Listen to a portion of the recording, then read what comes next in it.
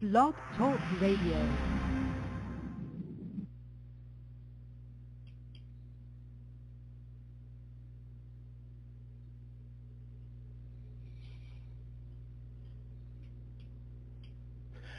Welcome, welcome, welcome, everybody, to Mortgage Talk Live 100.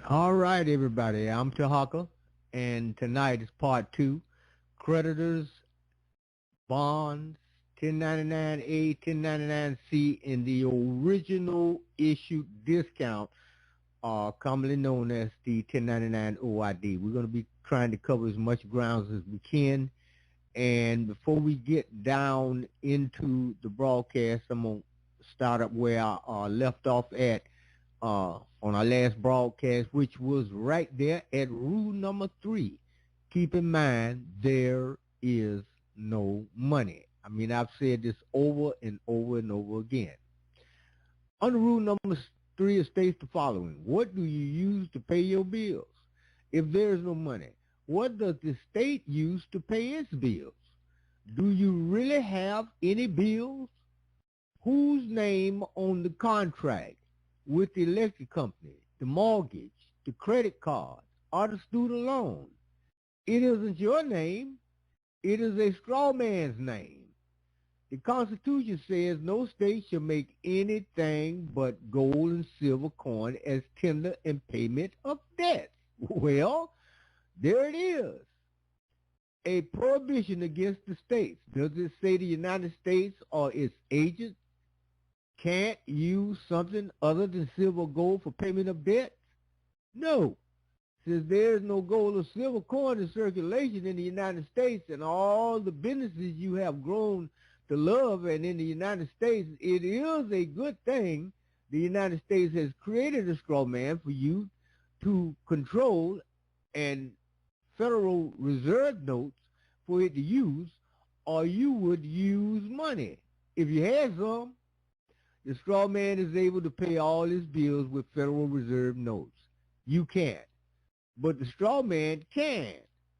Isn't it neat that you can control a straw man, a person? The trouble is the straw man can't get a real title to anything with the Federal Reserve notes. You can get possession of the substance, but you can only get to retain possession as long as you stay in honor. The straw man stays in equity honor, and you fulfill your fiduciary duties as the presumed trustee. If you choose to go into dishonor, you voluntarily give up possession of whatever property the state wants to take to get the credit it needs to keep its business ventures going. Nothing personal, just business. Okay? Now, to me, that's just as plain as it gets. It don't get no plainer than that. I mean, it couldn't have been put no plainer. All right, let's get on back here to the broadcast, and what we're going to do is we're going to start out by dealing with this 1099A. we're going to be answering the following question. What is a 1099? What is a 1099A? How do you fill out a 1099? Where do you get the forms from? Can you discharge your debts with a 1099? Can we pay for items with a 1099? What do you do with a 1099C? We're going to try to cover as much as we can tonight, but right now, we're going to start off with our first plug, and when we come back, then we'll be going into the commercial. So y'all hold your hat, pay close attention. Okay, I want to talk a little bit today about the 1099A and 1099 OID. First thing you have to understand is that your strawman corporation, which is your name in all capital letters, it was set up with your birth certificate. They made it into a bond. Bond is a promise to pay money at a later date, and the bond was placed into a trust. And the trust is housed at one of the 12 Federal Reserve banks within the United States. And that's evidenced on the back of your Social Security card. You'll see a letter A through L, which designates which Federal Reserve Bank is housing your bond trust account. And so, and there's 10 of them. So there was a new bankruptcy initiated, or a new loan contract initiated in June of 1999. So if you have an older Social Security card, you can tell them that you lost it and just go down and get a new one. And then you're allowed to get 10 of them over your lifetime, because there is 10 bond accounts that are set up. They hypothecate it 10 times. And I mean, as far as Federal Reserve notes are concerned, the powers that be are just rolling in it. I mean, there's trillions and zillions of dollars. And the only reason that we don't have it down here is because we've been schooled in public school, which is debtor training. And that leads me to my next point, is that they lead you to believe you're a debtor, but in every instance where you go to interact with any kind of a bank or lending institution like a bank, for example, let's say you want to go and take out a loan to purchase a house. A human being can't, on the public side, can't borrow money from a corporation. That's why I tell people when you go to fill out your loan application, there's no one else there saying, okay, we're going to lend you money, because you're actually the one loaning the bank the money or the credit, because you're the signatory to the bond account, and that's all the only money that there is in the world or in this country. And you're the authorized representative of that account, evidenced. If you still use a checking account, you can look at a check where you sign it, and it'll have a little MP next to the check signature line. And if you get a microscope and look at that, it'll say, real tiny micro print, it'll say authorized representative, signature only. So you're the authorized representative for your Treasury bond account that was placed in a trust at your birth.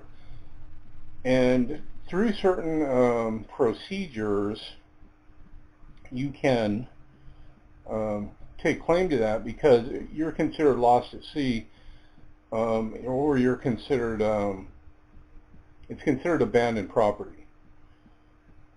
So all you have to do is kind of like notice them that, hey, I want my property back. And then what you would have to do is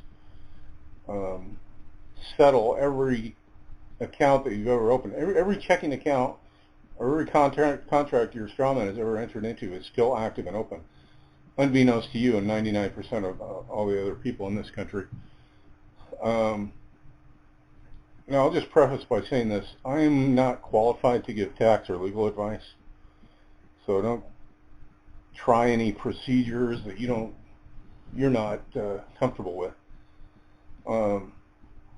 But keep in mind this. Say you have and this happened to a guy just the other day who called me and told me he had a successful outcome of this procedure. So what happens when you go and do what's called a loan application? What they do is they access your credit, which you have unlimited credit through the Federal Reserve bond trust account that was set up by your birth, evidenced by your birth certificate.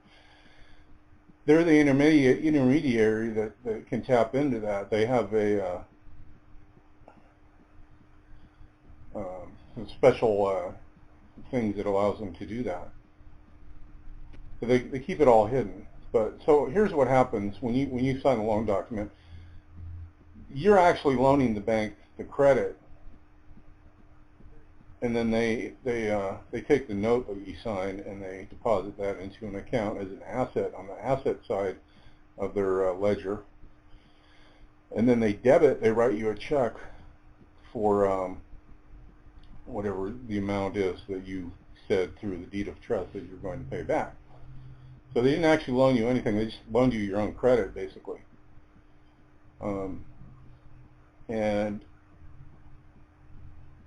you're paying interest for a 30-year period. Well, they sell the service contract to a servicing company, and it's usually in another state. I think Connecticut is one where they do it, where they have laws that allows them to do that. And then every payment that you make is placed into a escrow account. And then when you're done making all your payments, you sell the house, whatever, or you pay it off through, like, you sell the house or flip the house or whatever. So you pay that off, and they wait like 3 months, and then go to the IRS and go, hey, someone abandoned this account and this money in this escrow account. You mind if we keep it? And they go, yeah, sure, you can keep it. And that's what's going on there. But what you can do, there's something called a 1099A, which allows you to acquire or abandon an account, because it's your account, and the money, the interest, really should be going to you. And what this guy did was he filled out a 1099A acquisition and sent it registered mail to the bank or the loan company. And he waited 10 days. Also, too, I recommend that anybody that deals with the IRS and you're going to do some processes with them, to always file online, because you're going to know immediately if it goes through, if your paperwork goes through. And because if you don't, if your procedure just gets dumped into the trash, they're not going to tell you, and then you might find yourself with a frivolous filing letter, and then you'll have to deal with that. So I recommend, when you're dealing with the IRS, and they're there to help you, they're helped to balance the books of your strawman account. That's all they're there to do. You know, when you're dealing in these commercial procedures, but I don't recommend that you do, but some people out there do them, and I have detailed files on how these things are done. I don't recommend them. You can go to stopthepirates.blogspot.com and get your hand on it. But with the 1099A, he sent a registered mail to the company, and he had like a $750,000 balance on a mortgage.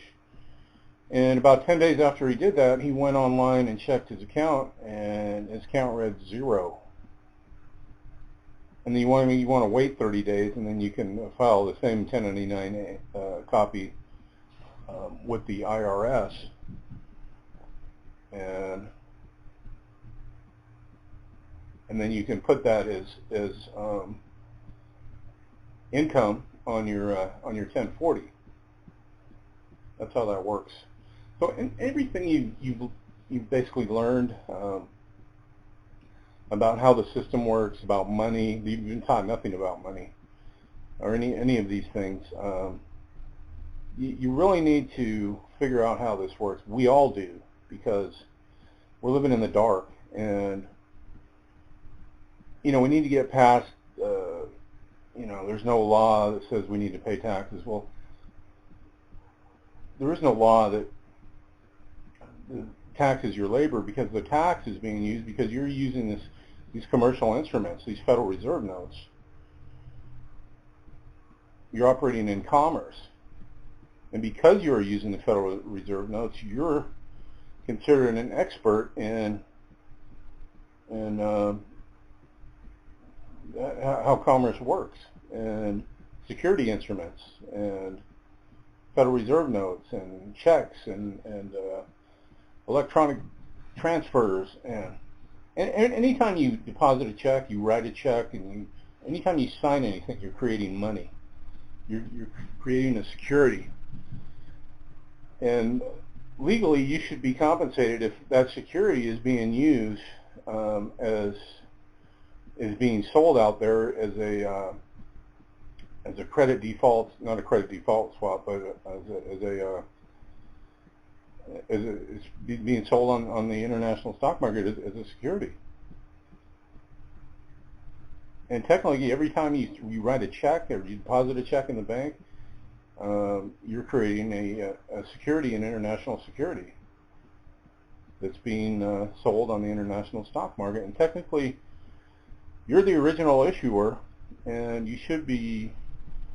A lot of people are very leery about 1099 OIDs, but technically that's how the system should work.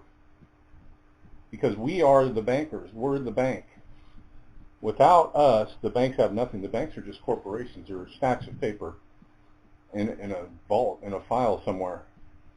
They don't have any money. They don't. They don't loan money. There is no money, and that's what we have to wrap our heads around. So you can find out about how a 1099A works and how you can use that to close a mortgage account. And like I said, the guy I don't have a $750,000 mortgage, or I would have done that a long time ago. I choose to go another route, but I just wanted to let everybody kind of know that there's having successes out there. If you're in having trouble with your mortgage, anything like that, go to stoppirates.blogspot.com. That's all I want to say. Thanks. Okay, everybody, we're back. Let's go deal with what we were discussing. Now, we just got to dealing with the fact that there is no money. So we got it. It's difficult for us to wrap our head around that, because we got these debt notes, and the whole United States is leading everybody to believe that, well, okay, this is money, and you owe me money, and all this. But here we go. When the state invites the straw man to participate in one of the revenue events, you have options. The presumption is that you will volunteer to represent the accused straw man. They are pretty sure you would do that because you always have before. Think of the event as a play. The play has actors with scripts. Each actor knows the plot, his lines, and the outcome. Their play has been practiced over and over in every country and in every state. The outcome is always the same. A man, not one of the scheduled actors, crashes into their party and carries out the plot. Without the man, the whole plot changes. The outcome changes. They need the man to get the same ending as they always have before. When the man does not participate in their play, there is confusion and chaos. The planned script does not work without the man. The usual scenario includes the man volunteering to represent the accused straw man as a trustee. Each time a straw man is charged, a new trust is created. It is even possible that each time the straw man's name is spelled in a slightly different way in the complaining presentment, a different trust is created. There might be 2 or 4 different trusts referenced in the same presentment. Each trust is going to produce income for the plaintiff if the script is followed as planned. It is always, it all has to do with trust. Everywhere you look, there are trusts.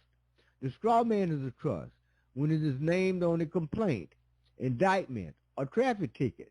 Sometimes it is a SESKK trust when it is the beneficiary of another trust.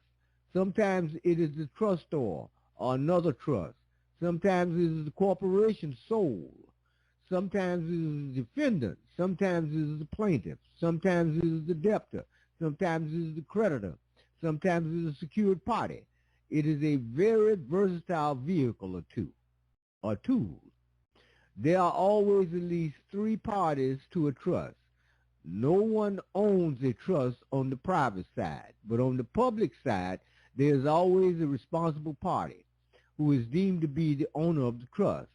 There is a fallacy that is often used by the state in relation to trusts that have real property as the trust corpus. They always want to know who the owner of the trust is. A trust is just an agreement among 3 or more parties.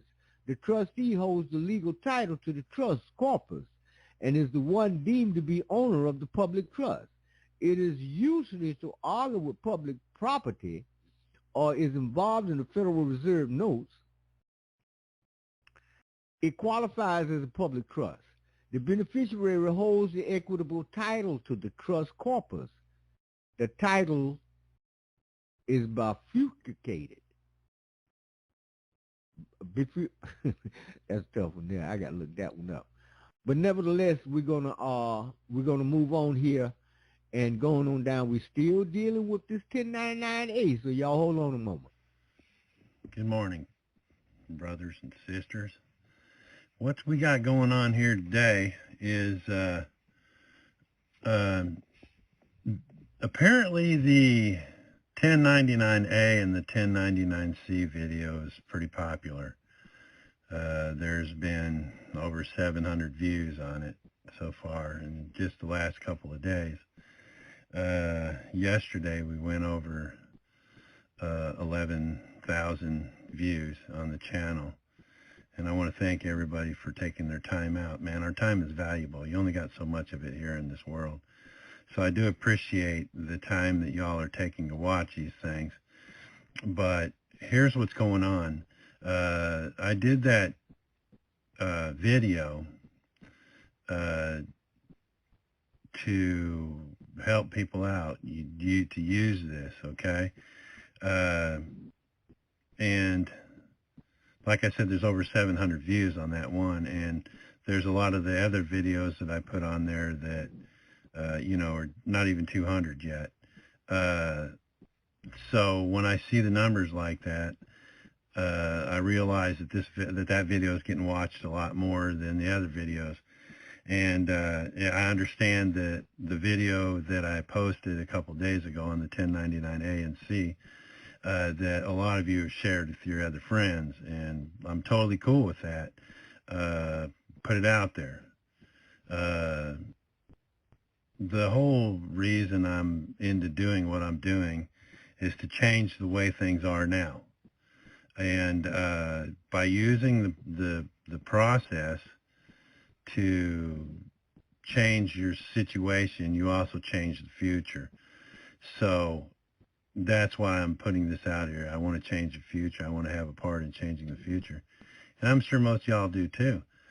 And you will with your progeny. So what I want to do now is I want to talk about the 1099A, because here's the thing. A lot of you that watch the 1099A, 1099C have hit me with a lot of questions, and a lot of the same questions. And I'm suggesting that you go back and watch the videos that you haven't watched.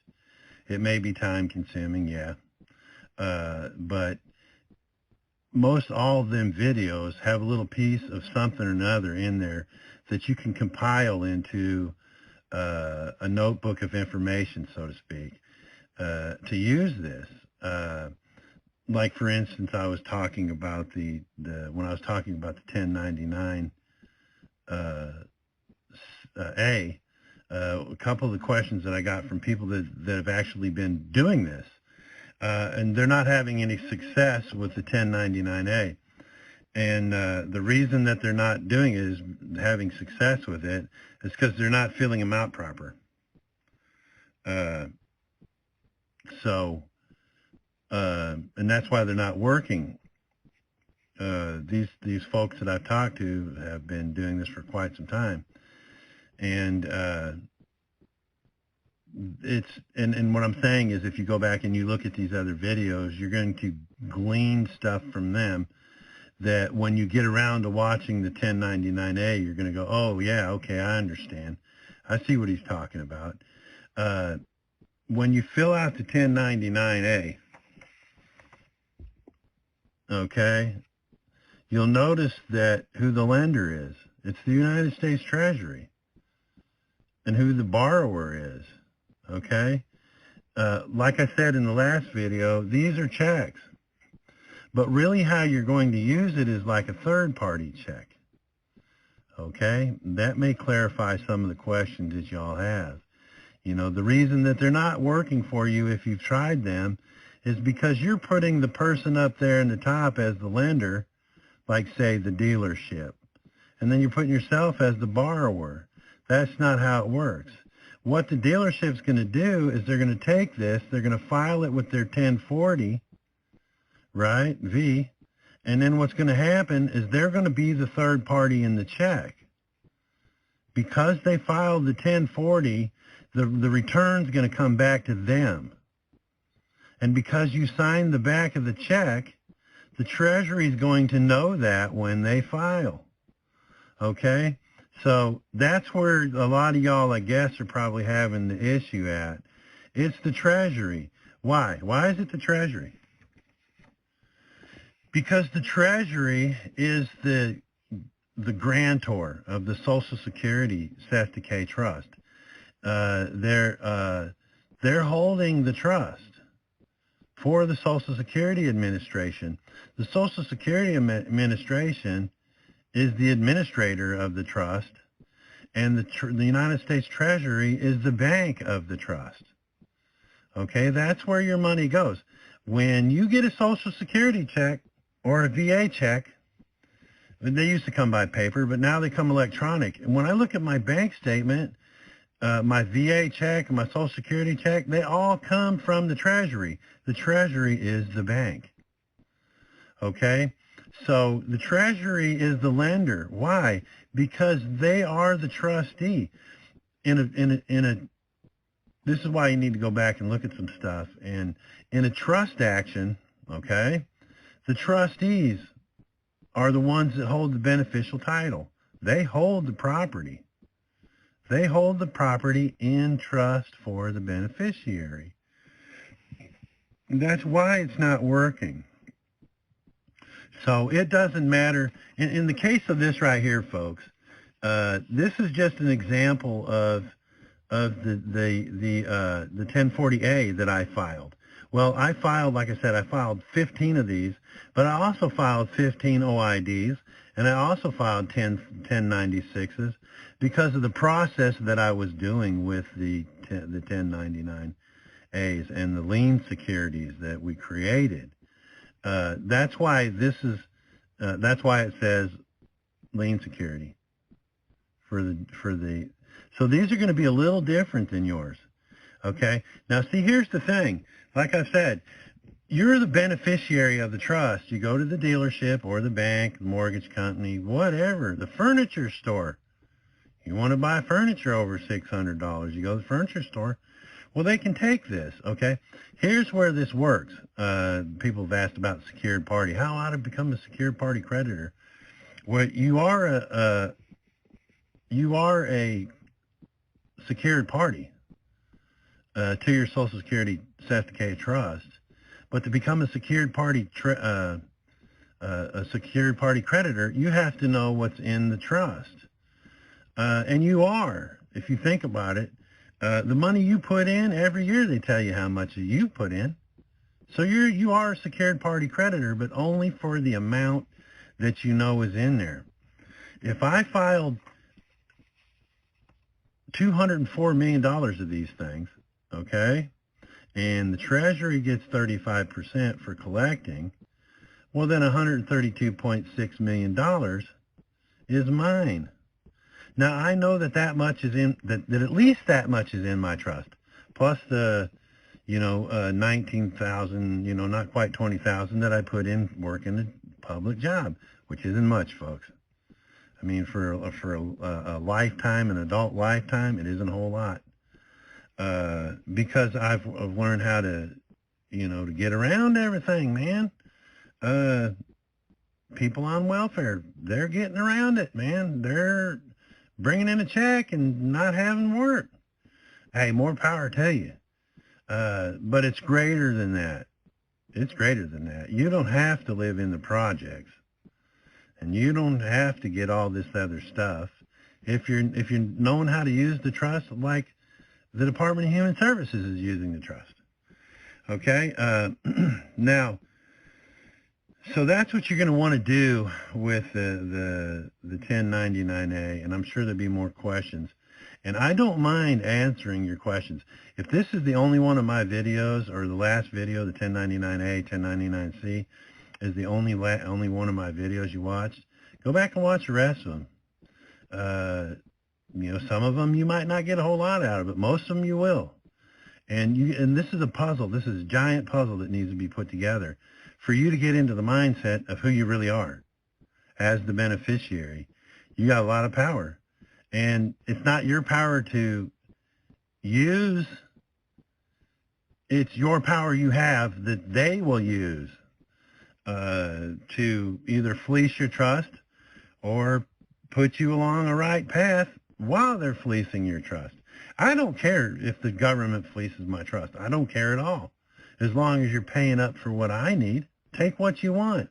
Like I said in past videos, in Ray Boland's, every taxpayer is assessed to K trust. If the trust, I'm the beneficiary. I'm not a trust. I'm not assessed to K trust. It's assessed to K trust that owes the taxes.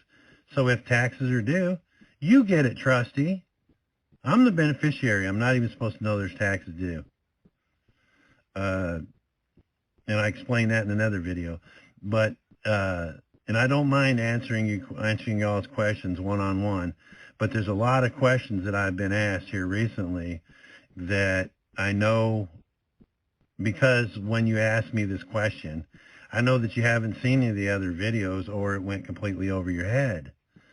And that'll happen, man. I've had all kinds of stuff go over my head before I finally figured it out.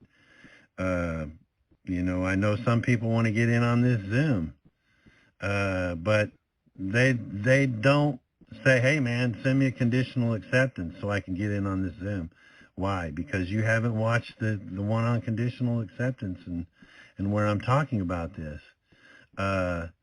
It's like this, well, how is, I get asked, how is it that the Treasury, that the Treasury can do all this? Because if you'd watched the video on Free the Prisoner, Discharge the Bond, you'll see that I talked about the House Joint Resolution 92, where it created the Public Law 73-10, where it says the government is supposed to pay for everything. This is how they do it. So, go back and watch the other videos. If you haven't seen them yet, you're going to know because they're not in your watch list. Go back and look at them, and then, and then hit me up with questions that you don't understand, or that you want me to elaborate on. I'll be more than happy to do that. But look, this has gotten completely time consuming, and I don't mind doing that. I really don't mind at all. But I would ask you kindly to go back and look at them all so you get a better understanding. Because it's like I said, if you don't know who you are, what they're doing, and what you can do, and how this thing works, when you go and try this at the dealership or the mortgage company, you're going to fall flat on your face, and they're probably going to laugh at you all the way out. So you guys do that. I'm going to do another video on the 1099C because a lot of people have had questions about that. Many of y'all have debt. Many of y'all have debt. And you want to get rid of it. The 1099C will do that. But I've been asked questions, well, how do you, how do you file that? You don't. You don't. It's the trustees that have to file that. It's the trustees that are going to file the 1099A. You're just giving them the way to do it. That's why I said in the last video, it's the dealership, it's the mortgage company, it's the furniture company that's going to file the 1099A. Well, I don't want to file 1099A. I can get in trouble for it. No, you won't. You didn't file it. And another question, a couple more questions that I got that are the same are on the W-8 BEN. And I'm going to do a video on that explaining how to fill one out so you can keep your FICA taxes. Here's the thing about the BEN. I'll just throw this out there right quick before I quit. The thing about the BEN is they've been doing this for 20, 30 years, filing the BENs. I got a friend who's a retired auto worker. He worked for Dodge, making the Vipers and the Prowlers for 15 years, and then he worked on some other Dodges on before that. But this guy worked 18 years without filing anything at all because he filed the W-8, and they haven't messed with him at all. A lot of the other auto workers did the same thing. So the thing about the BEN, the W-8 BEN, is it's totally legit, and for more than 2 decades, workers have been filing it. But I'll get in on how to file that too real soon. But all right, y'all, peace out. Okay, everybody, we're back. We're going to go down in these commercials. When we come back, then we're going to get down this thing because we're going to deal with what makes all this possible. What happened back in the day? And we got Croft is going to come in and explain that to you.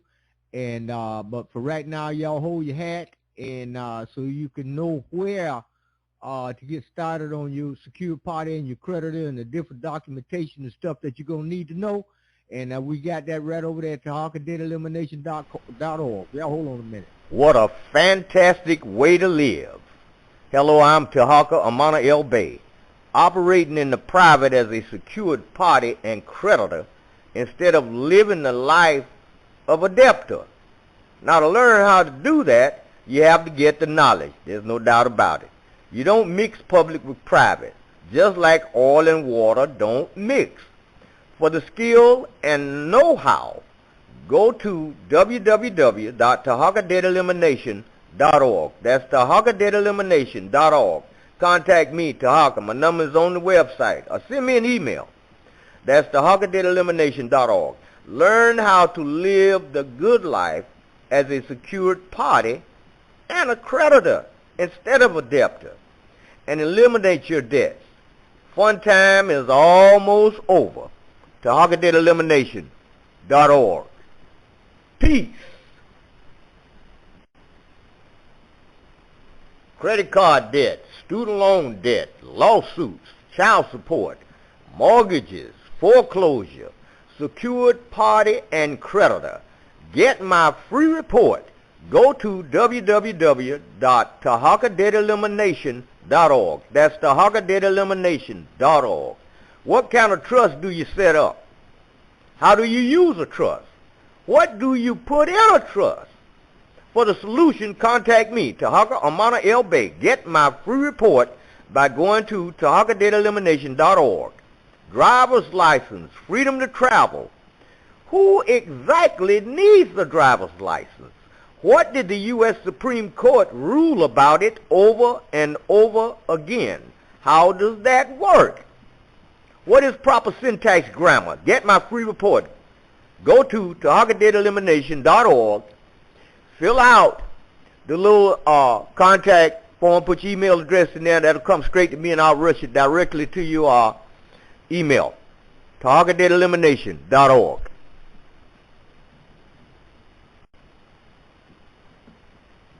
Real estate is booming today.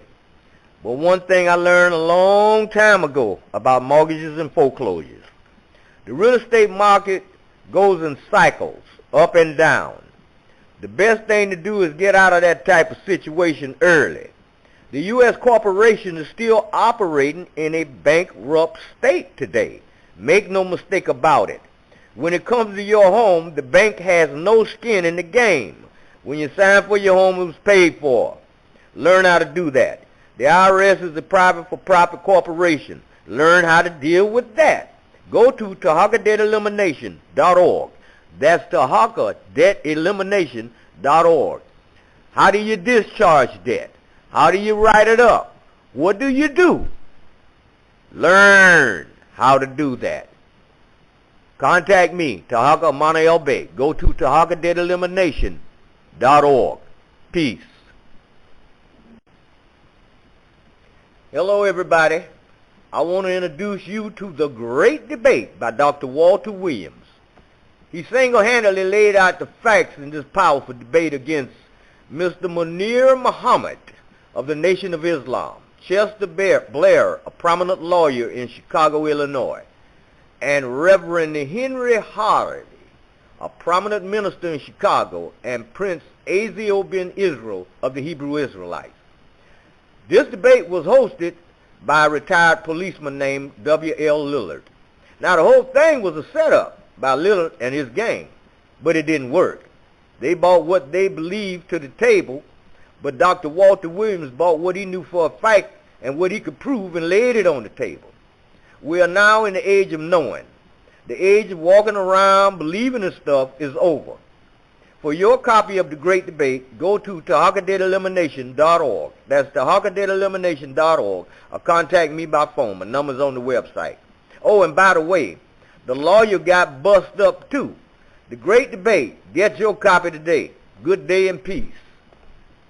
All right, everybody, we're back. Now, we're going to go on down in this thing, and I'm going to go back over here, and we're going to look at the definition of some of the words that we've been dealing with. For instance, trust, a legal entity created by a grantor for the benefit of designated beneficiaries under the laws of the state and the valid trust instrument. Indenture, the document which contains the terms and conditions which governs the conduct of the trustee and rights of the beneficiaries.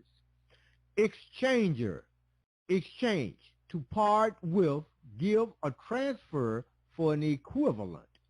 Trustor, one who creates a trust, also called a settler. Settler, the grantor, a donor in a deed or settlement, also one who creates a trust. Trust corpus, trust property, the property which is the subject matter of the trust. The trust rest. One who creates, the creator is one who creates. Trustee, person holding property in trust, one who holds legal title to property in trust or for the benefit of another person, the beneficiary, and who must carry out specific duties with regard to the property. Legal title, one which is complete and preferred so far as regards to apparent right of ownership and possession, but which carries no beneficial interest in the property, another person being equitably titled thereunto. Beneficiary, one who benefits from act of another. Equitable title. a right in the party to whom it belongs to have the legal title transferred to him or the beneficial interest of one person whom equity regards as the real owner. Surety, a person who is primarily liable for payment or debt performs the obligations of another.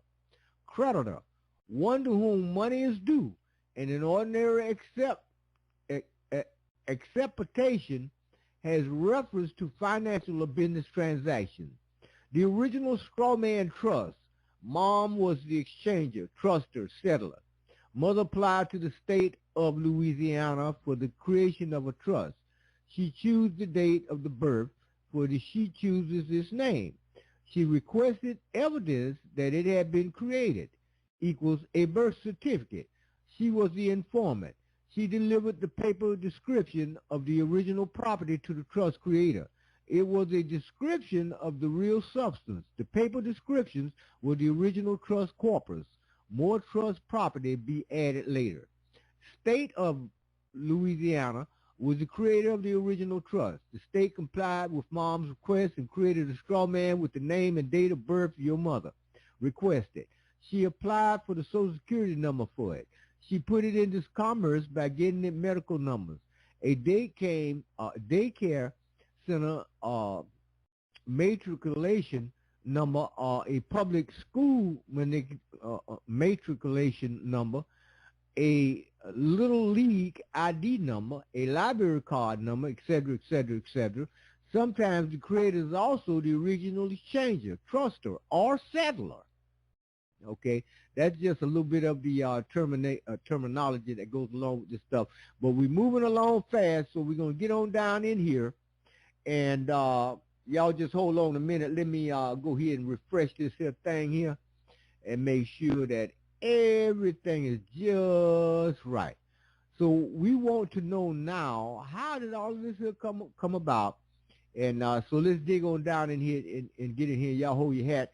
And one other thing I like to mention to you, we're going to come back with some more of this stuff after this broadcast. And keep in mind that me and Dr. Walter Williams will be on at the last Sunday this month. I talked to him yesterday. We got a show we're going to put on for the last Sundays of this month. So make sure that y'all be here the final Sunday of the month of July. So y'all hold your hat and here we go. Welcome to Red Eyes Creations Radio. Thank you for tuning in. My name is Henrik Palmgren and we are coming to you from Sweden, Scandinavia. On Thursdays and Sundays we are here addressing important and interesting subjects with authors, researchers and filmmakers on a wide variety of subjects. Our website is redicecreations.com. That's REDICE creations.com. There you will find news, radio, videos, links and resources, our forum, and of course our member section and much more. I'm glad you're here today. We have an important topic that we are going to focus on. We have author Mary Croft with us on the line. She is the author to a book called, I really like this title, it's called How I Clobbered Every Bureaucratic Cash Confiscatory Agency Known to Man. And the subtitle is A Spiritual Economics Book on Money and Remembering Who You Are. We're going to talk about money and the concept of natural persons compared to artificial persons, words, law, government tricks, and much more. Mary's website is spiritualeconomicsnow.net. I suggest you head over there and do take a good look around. So it's great to have you with us online, Mary, and thank you for joining us. Hi, and thank you. Why don't we do like this? We could begin to talk a little bit about you for listeners who might not be familiar with you or your work. In regards to research and the work that you've been kind of doing, tell us a little bit about your background in this. Well, you know, my background is probably similar to most of the rest of us who are doing this, and that is that we got beaten up in some way by the alleged authorities. Like somehow, somewhere along the line, something occurred in our lives and we said, hey, wait a minute. This just isn't right. There's something wrong here. We didn't know what it was, but we knew that we were not to be treated like this, whether it's anything from ridiculous traffic violations, whether it's incarceration, whether it's IRS, CRA, ATO, IR, you name it, where I don't know what your tax agency is called over there. whether it doesn't matter what it is, we all came away from it saying, okay, there's something wrong, and that includes, the banks foreclosing on your house, credit cards, collection agents ringing you and saying, you owe us this much, but you notice they'll never put it in writing. I mean, you just have a feel for it, and you say, okay, I got it. There's something wrong here. Something's going on that shouldn't be going on. And so you start investigating, and you start talking to people, and I, like everybody else, started chasing the best information. And then when I had a hint of it, what I did was I started experimenting, because I contended, and still do, that the cause of every single problem on this planet, and I mean every single problem that is on this planet, is caused from the infliction of commerce by the banks onto the people. The banks have destroyed what might normally have been a decent lifestyle. And I'm not talking the past 100 years. I'm talking hundreds of years. Now, that even stems back as far as the Crown and the Vatican. I don't really want to go back that far because, first of all, most of us weren't there. But for the last 75 years at least, we, by that I mean Western countries, have been operating in a state of bankruptcy. And in fact, these countries do not even have a government. We've been without a government. We've had de facto governments, but that's not real, not de jure governments.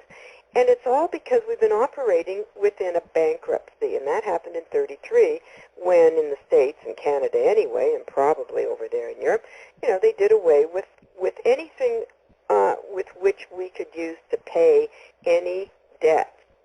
So what happened was the government, essentially, the alleged government, said, well, seeing as you can't pay your debts anymore because we've withdrawn all the gold and silver, and we're in bankruptcy, but we're not telling you that, we will pay your debts for you. But what happened was, although they designed a remedy, and they just decided not to tell us because it would behoove the banks to control the people of the world by enslaving them. And what's the best way to enslave them is to enslave or steal their labor and their lives. So people started believing that they had to pay for things when in fact we don't. And then what happened is they started laboring, and the fruits of their labors, commonly known as dollars, got stolen from us because they essentially programmed us to believe that we're required to pay for things we need and want. And it simply isn't true. So we start going out trying to get better and better jobs. That's nice. And in order to get more cash, in order to pay them. But the thing is, there's two completely separate accounting systems, and we are not permitted to pay public debt with our labor, which is private. So they've kind of mixed up the two systems of accounting and enslaved us in the process. Now, there's a whole bunch of details surrounding all that.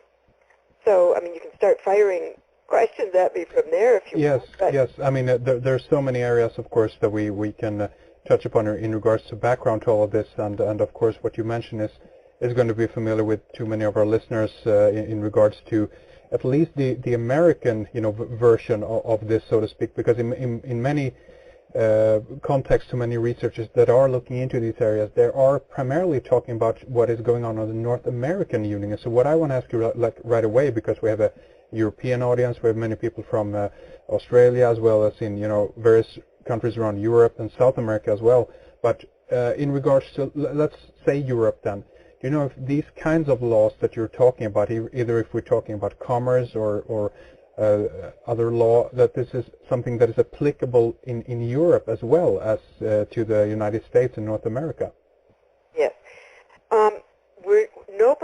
Nobody in the Western world is operating under any law anymore other than the golden rule, and that is that we're not to infringe upon anybody's person rights or property. In other words, do unto others how we want to be treated, we want to treat others. So that's the only real law that there is. And everything else that we think of as laws are not laws. They're statutes, codes, rules, regulations, ordinances, bylaws, constitutions, legislations. What did I leave out?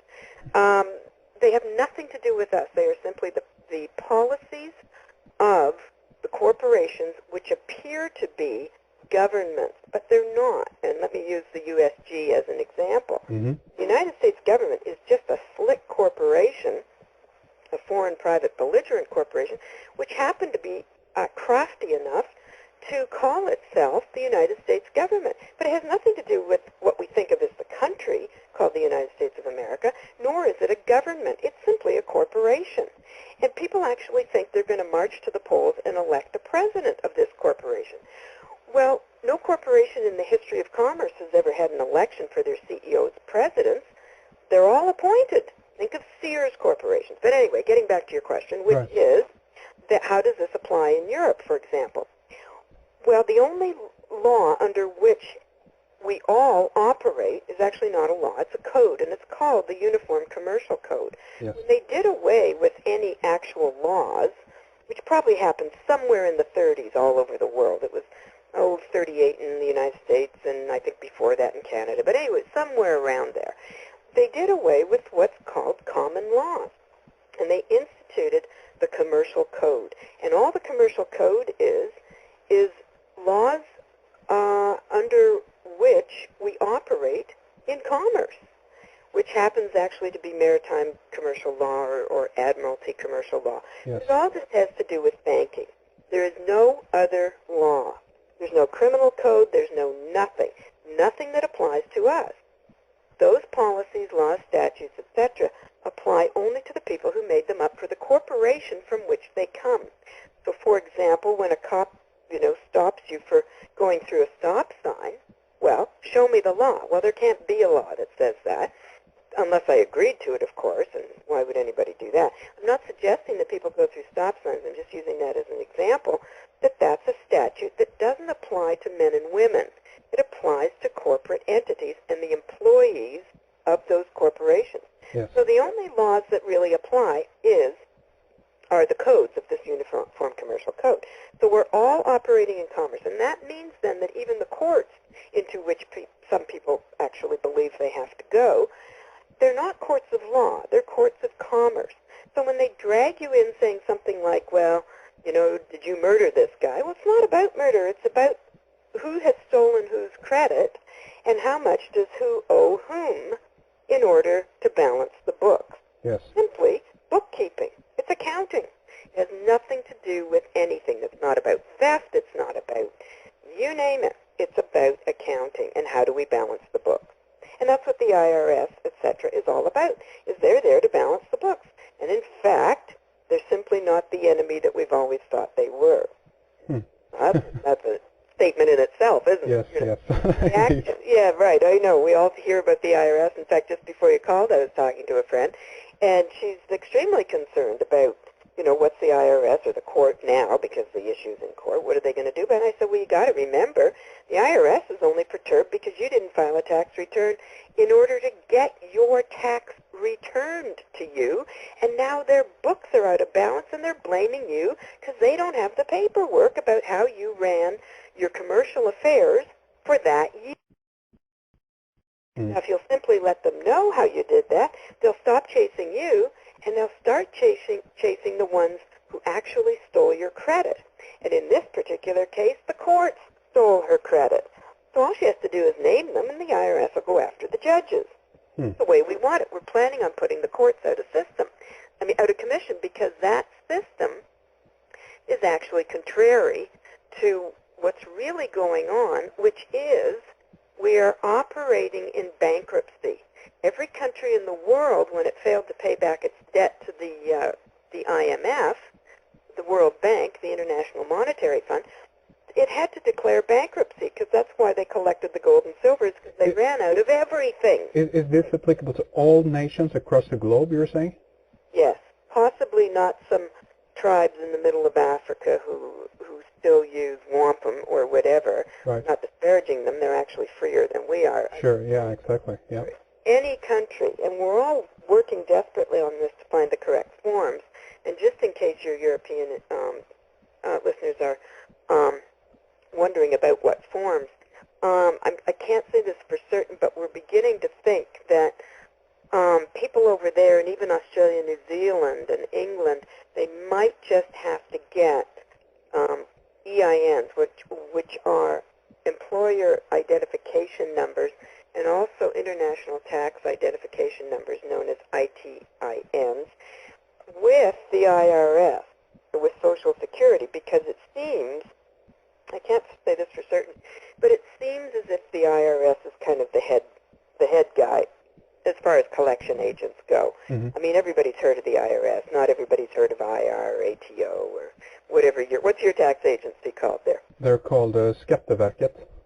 Good grief. Yeah. No, you mean you don't even have an alphabet agency there? I mean, it's called well, anyway. Name. I guess it's SV for short or something. I don't know if they punch it down to letters like that, but anyway, there you go. Yep. That's terrific. Anyway, but see, I haven't heard of that, but I'm sure you've heard of the IRS. Yes. So it's kind of like they're the big guys, because they truly are the best collection agent on the planet. Well, the truth is, they're supposed to be collecting for us. I know this is really, really hard to imagine. But whenever we have put our labor in the form of cash or credit card payments or debit card payments or money orders or certified checks or however it is, that's all from our labor. When we put that into the public, we're actually obstructing the bankruptcy. Because we're all acting in bankruptcy, in other words, the commercial code is based on and due to bankruptcy, we're actually in violation of public policy, and we're doing it wrong. We're not supposed to be paying anything with our labor. We're supposed to be setting off public debt with our signature, which means when somebody presents you with a bill, which, by the way, they tend not to do anymore because that is the easy way to set off public debt, they're supposed to actually, you go into a store and you buy a lawnmower. Let's pick on Sears. I always pick on Sears. Do you have Sears over there? No, we don't, fortunately.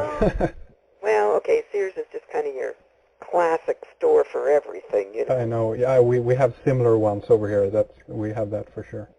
Well, I always pick on Sears because for no reason other than I thought it was kind of worldwide almost. But anyway, so you go in there. What they're supposed to do when you take your lawnmower to the counter is they're supposed to write you up a bill that says who you are, who the Sears is, and the cost of the thing, and what it is, what they get.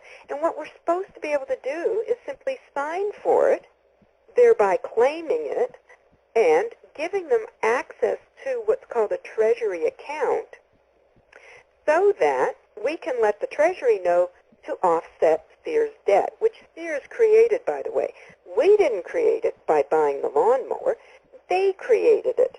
They wrote it up as a debt, and all we're doing by signing the bill is saying, I'm authorizing the Treasury to balance your accounts for you, because I now know you have a debt, so you want it balanced. But for us to pay with cash, our labor, believe it or not, is actually increasing the debt. It's doubling it because the amount's the same.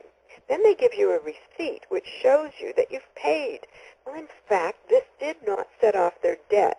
It increased the problem because we gave them debt notes.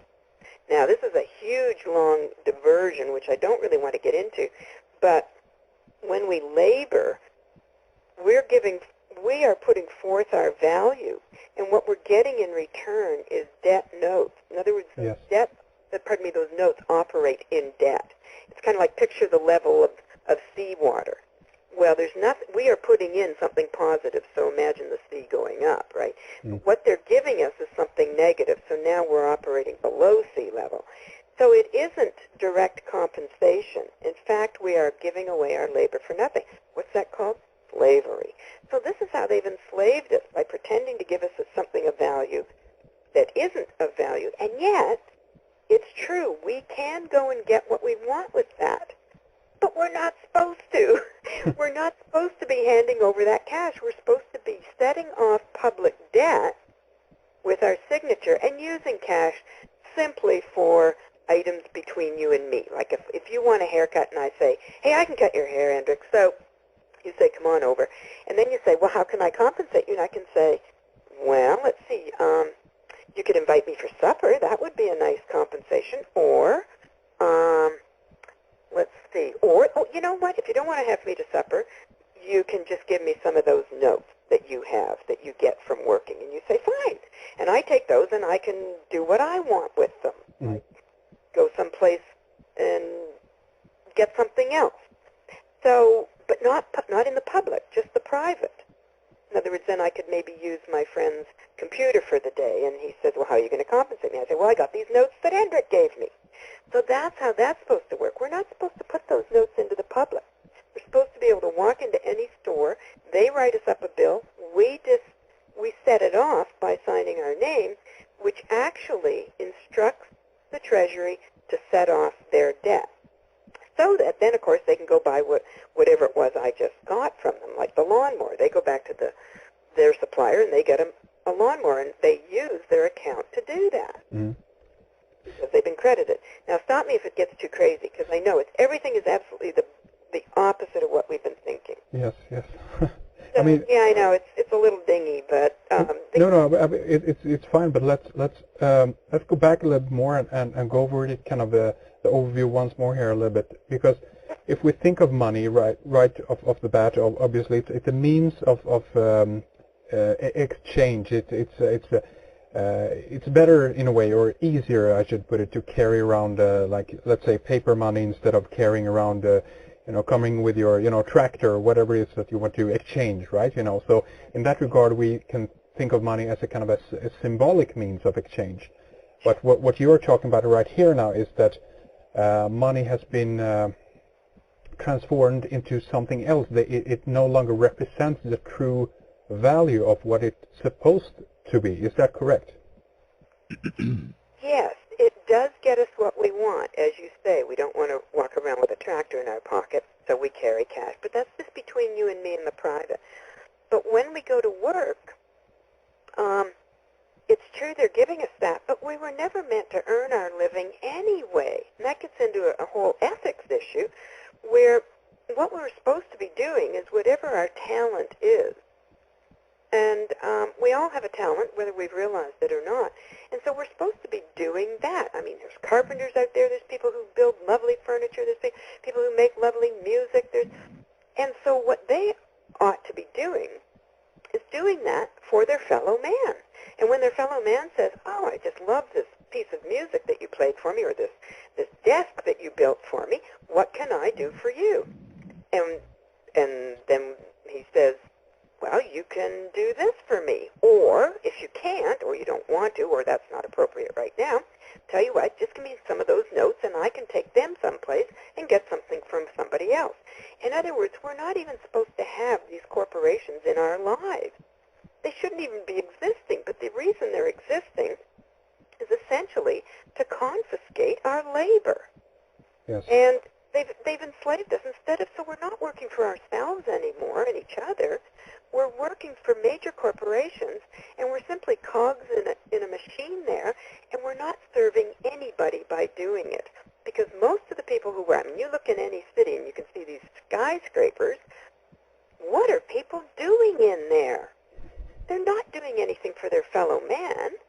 They're either doing stockbroking or insurance or banking or something that has involved them, rather enslaved them, in the commercial world. There's no good being done from any of these corporations. Now, yes, these corporations do supply us with the goods that we want. And that's where we say, okay, it was my value that funded the manufacture of this because I have a birth certificate and because you knew that, and by that I mean the alleged governments, Yes. What they did was they used the birth certificate as a bond in order to create the credit to create or to manufacture whatever the corporations, in other words, create the corporations and manufacture whatever it is they sell. So that we could simply saunter in there anytime we want and say, I'll take that right there. All right. We're going to be getting back to Mary in a minute. But what I want to do is take a little quick break, and when we come back, we'll continue. Okay? So y'all hold on a minute. Let me get get a hold to my breaker here, and then we'll be, okay, here it is right here. All right, let me get hold of my my breaker. Hold on a moment.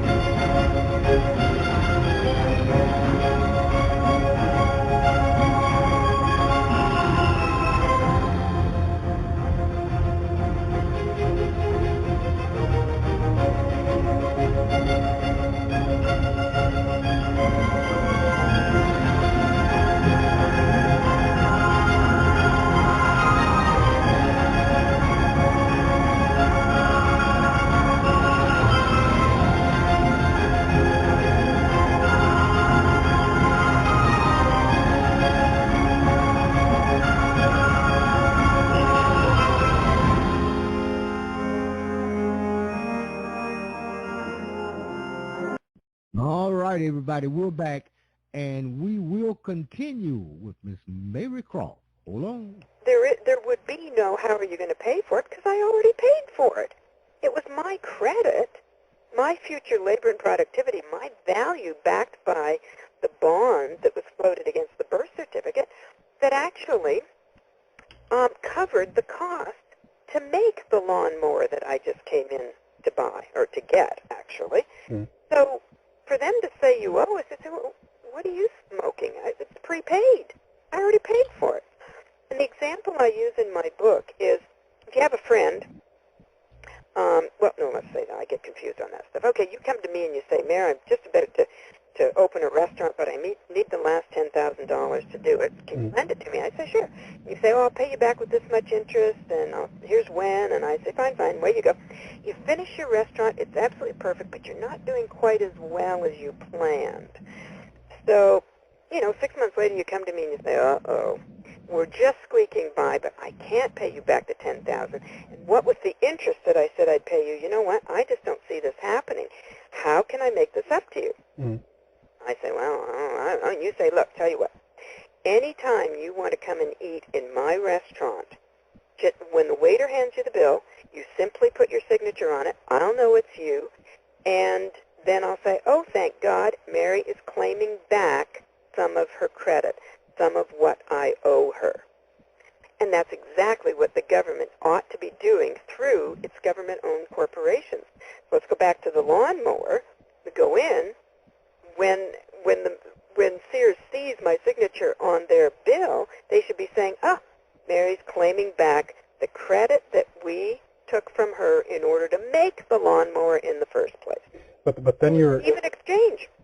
But then you're talking about that you as a human being, when you come into or enter into this world, that you have a right, so to speak, to sustain yourself as a human being, right? Because there have to be some kind of foundation, so to speak, on this. Because what you're talking about, I mean, you were obviously talking about things like slavery before. I mean, and I guess we have to as well also kind of go back into history and just look upon how one human being enslaves another, and that's kind of the initiatory step towards this kind of which at this point is an international system of slavery and control, basically, that we're looking at, you know? Mm-hmm. So is your question, how all of a sudden do I get this credit? Well, my question is, I guess, how, just to clarify for our listeners, when you say that, when you go into the store and to get that lawnmower, that actually already is prepaid. There is that you actually have paid for it, or you have a right to take it as yours. Isn't that what you're saying? Yes, I am. And are you asking why? Yeah. Yeah. So let's do it again. Only those with birth certificates can do that, because what happened in the 30s was mothers were obliged to register their babies' births, because then what the feds, the government, the alleged government, said was, we now know of this other child that's been born, and it's been registered. It's now a corporation, because the name on the birth certificate certainly isn't the name of any baby. And we need to go through that later, but yeah, continue your story, yes. Yeah. So what they've done is, well, they've just simply they've registered a name for a corporation, that's all. And so then they send us the birth certificate essentially saying, this is your ticket, this is what you can use to prove that you have unlimited credit from the Treasury. And the reason is because over your lifetime, we intend that you will pay us way more than we will ever pay you. So we're making it unlimited because we need your value in order to pay off the national debt, which of course doesn't really exist, but the concept is that if indeed the World Bank lent governments money, then it has to pay it back with interest. The interest, of course, doesn't exist. That's another subject. But so essentially what they said is, throughout your life, you'll pay enough in fines and taxes and fees and application, and you name it, that we will collect enough of your dollars in order, essentially, to enslave you. You will be slave laboring. We will get so much more value from your work, and that's why women apparently don't get quite as much credit as men, but that's questionable. But anyway, so they're anticipating getting way more from us. So what harm does it do them to say, you've got unlimited credit? The trick was they didn't tell us that we had unlimited credit. So here we go blithely along slave laboring due to this alleged national debt. We don't owe anybody anything. And they're taking our value where the remedy actually has been written into, well, here it's the Bills of Exchange Act, but the remedy has been written in, and the remedy is, because we're using your credit, unbeknownst to you, we have to have a remedy, because otherwise it would be unlawful, and we'd be in deep trouble. So we're going to create a remedy, but we're not going to tell you. But the remedy is, everything you could ever need or want is prepaid, because we used your credit to create the corporation, and we used your credit to manufacture the goods that you'll want. All you really have to do is sign for them, because we're getting way more from you by slave laboring in a bloody insurance company. And who's that work for? That's for the bank. So any of those downtown buildings are strictly make-work projects in order to pay off the national debt to the World Bank. Yes. Utter insanity. So what you're saying here is that on the surface, so to speak, this is what if you sit down, study the system, right, and learn all the terms and all the linguistics and all the tricks, as it were, of the system, you discover that this is the reality of it. And if you can understand that, are you saying then that there is a way that you actually can do by law this to function, in your life? Can you go into a store and actually just, make this happen, so to speak, get that lawnmower? You can, but you got to remember that the employees of the store won't know what in hell you're talking about, right? Right. And So why get into a dissertation? That's not our job to educate. We want to stand there and say, well, look, why don't you know that we have this blah, blah, blah, unlimited credit, and this is mine, and all I have to do is sign it, and you take it to your head office and balance the books on it, blah, blah, blah. No, we're not going to bother with that. So what we're going to do is go along with them and say, here, what do you want? You want my cash? Okay, here. Now what we do is we, at the same time, now I'm going to use U.S. terms only because that's sort of the biggest sort of, and I know the form names. Yes. But so what we do is we hand them a copy of what's called a 1099 OID, and you don't need to know that. Other than what it does is it states who is issuing the credit. It's essentially stating that I am the source of the credit, not Sears. Mm-hmm. So. Because if we just hand them our cash and we don't say who it is, they'll say that they're the source of the credit, and then they call it gets a little technical here, but they call it abandoned funds, and then the IRS won't tax them. They'll come back and tax us in order to balance its books. But that's a bit complicated. So here's the drift. So we give them certain forms. One of them is this OID, and another one is what's it called? 1099, or pardon me, a 1040V, which is a voucher, and by the definition of voucher is a payment. And so all that means, or actually it's an authorization of payment. So then you send that to the Treasury, and you give these people a copy so that they know what you're up to. You get their tax identification number, and the Treasury sets off their debt for them. And then, of course, they've got, not only do they have it set off by the Treasury, they've still got our cash, right? Mm-hmm. So they say, oh, now we got this cash. Well, what the IRS will do is simply go back to the company and say, okay, your debt's been set off to you, and we now know that you have somebody's cash that you're not supposed to have, so give it back, and we'll get it back for the one who bought the goods. So essentially, the purpose of the IRS is actually to track down what we have put into the public and get it back for us. But we have to be very careful to give them the correct forms in order to do that. So it really is a case of, going into the store and setting off the debt. But because nobody knows that, because they've been so programmed in school that they have to pay for everything, they presume that we have to pay for everything. Well, and try walking out of a store without paying for something. Yeah, there we go. So if you give them whatever it is they want, then you can just go back and say, look, I'll give you this, but I'll get it back from you later. Not to worry. This is not my job to educate you on commerce. Right. But so what we kind of get back to here then is the fact that it doesn't feel like the system has been set up in order to operate, in this case, at least not for the, for the guy or gal walking down the street, so to speak. This is the system feels like it is actually designed in order to deceive us, and this gets us into the other aspect that you were talking about, that this has to do with indoctrination, and that everyone just goes along what their parents taught them or whatnot. But I mean, even if we were to come up to a point where we discover this and we learn how the system works, then it feels like they would actually just change the system into something else in order to sustain the control over us, if you know where I'm going with this, so to speak. Do you follow me? I do.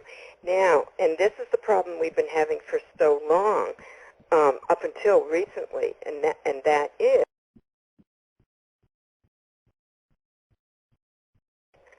that what we have been doing, like let's go back to Sears and the lawnmower, and if they did it properly, and I know they're not, but we'll get to that, they would hand me a bill, and I would sign it. That is the proper way to do it.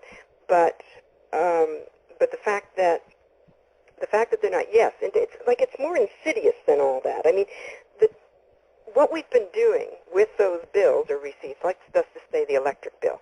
So we write on it, accepted for value, which means I accept your charge, no skin off my nose. I accept what you're saying. You're saying I owe you $100. That's okay.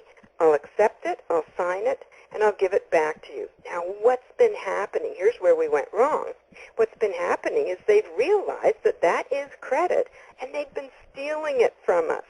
And we haven't had any recourse to go back in and say, hey, you stole my credit. And, of course, then you get another bill from the electric company saying you didn't pay us. And we're saying, oh, yes, I did. I accepted your bill, and I even gave you my signature, which means you should have gotten paid. But we weren't really clear on who was doing the set-off. So what was happening is we were giving them our credit, and they were winning, and we had no way to say, hey, wait a minute.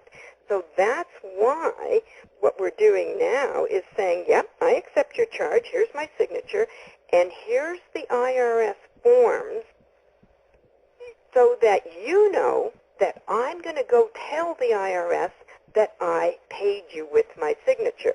I'm going to send this document to the Treasury so that the Treasury will set off your debt, and I'm going to let the IRS know that I've done this. Now do you want to try stealing my credit? No, I didn't think so. And that's what's stopping it. Now, if for some reason they still think they can do this, what we're doing is, and I don't speak for myself, I have yet to do this, but people are filing commercial liens against these corporations who are stealing our credit and not essentially balancing their books. They're still coming back after us for the credit. And by the way, the best way to access this Treasury account is via what we call here in the provinces the social insurance number, and what they call in the states the social security number. And so I don't know what your socialist number is called over there. But that's the number that we sign with. In other words, when we write on a bill accepted for value, and then you sign it, and then you put that number and you send it to the Treasury says, okay, this is a real account. I can see that the name and the number match. So that's a real account. So we'll go into this unlimited credit account and offset the public debt for that corporation, or the electric bill, or whatever it is. Yes. And so that's how they know. So in a sense, that what we call a social insurance number, truly is an insurance policy.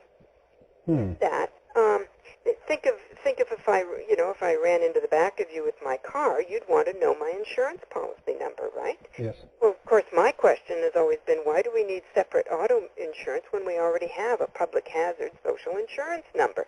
So all I really need to give you is that government number, and then you should be able to access my unlimited credit from the Treasury account and get your car handled.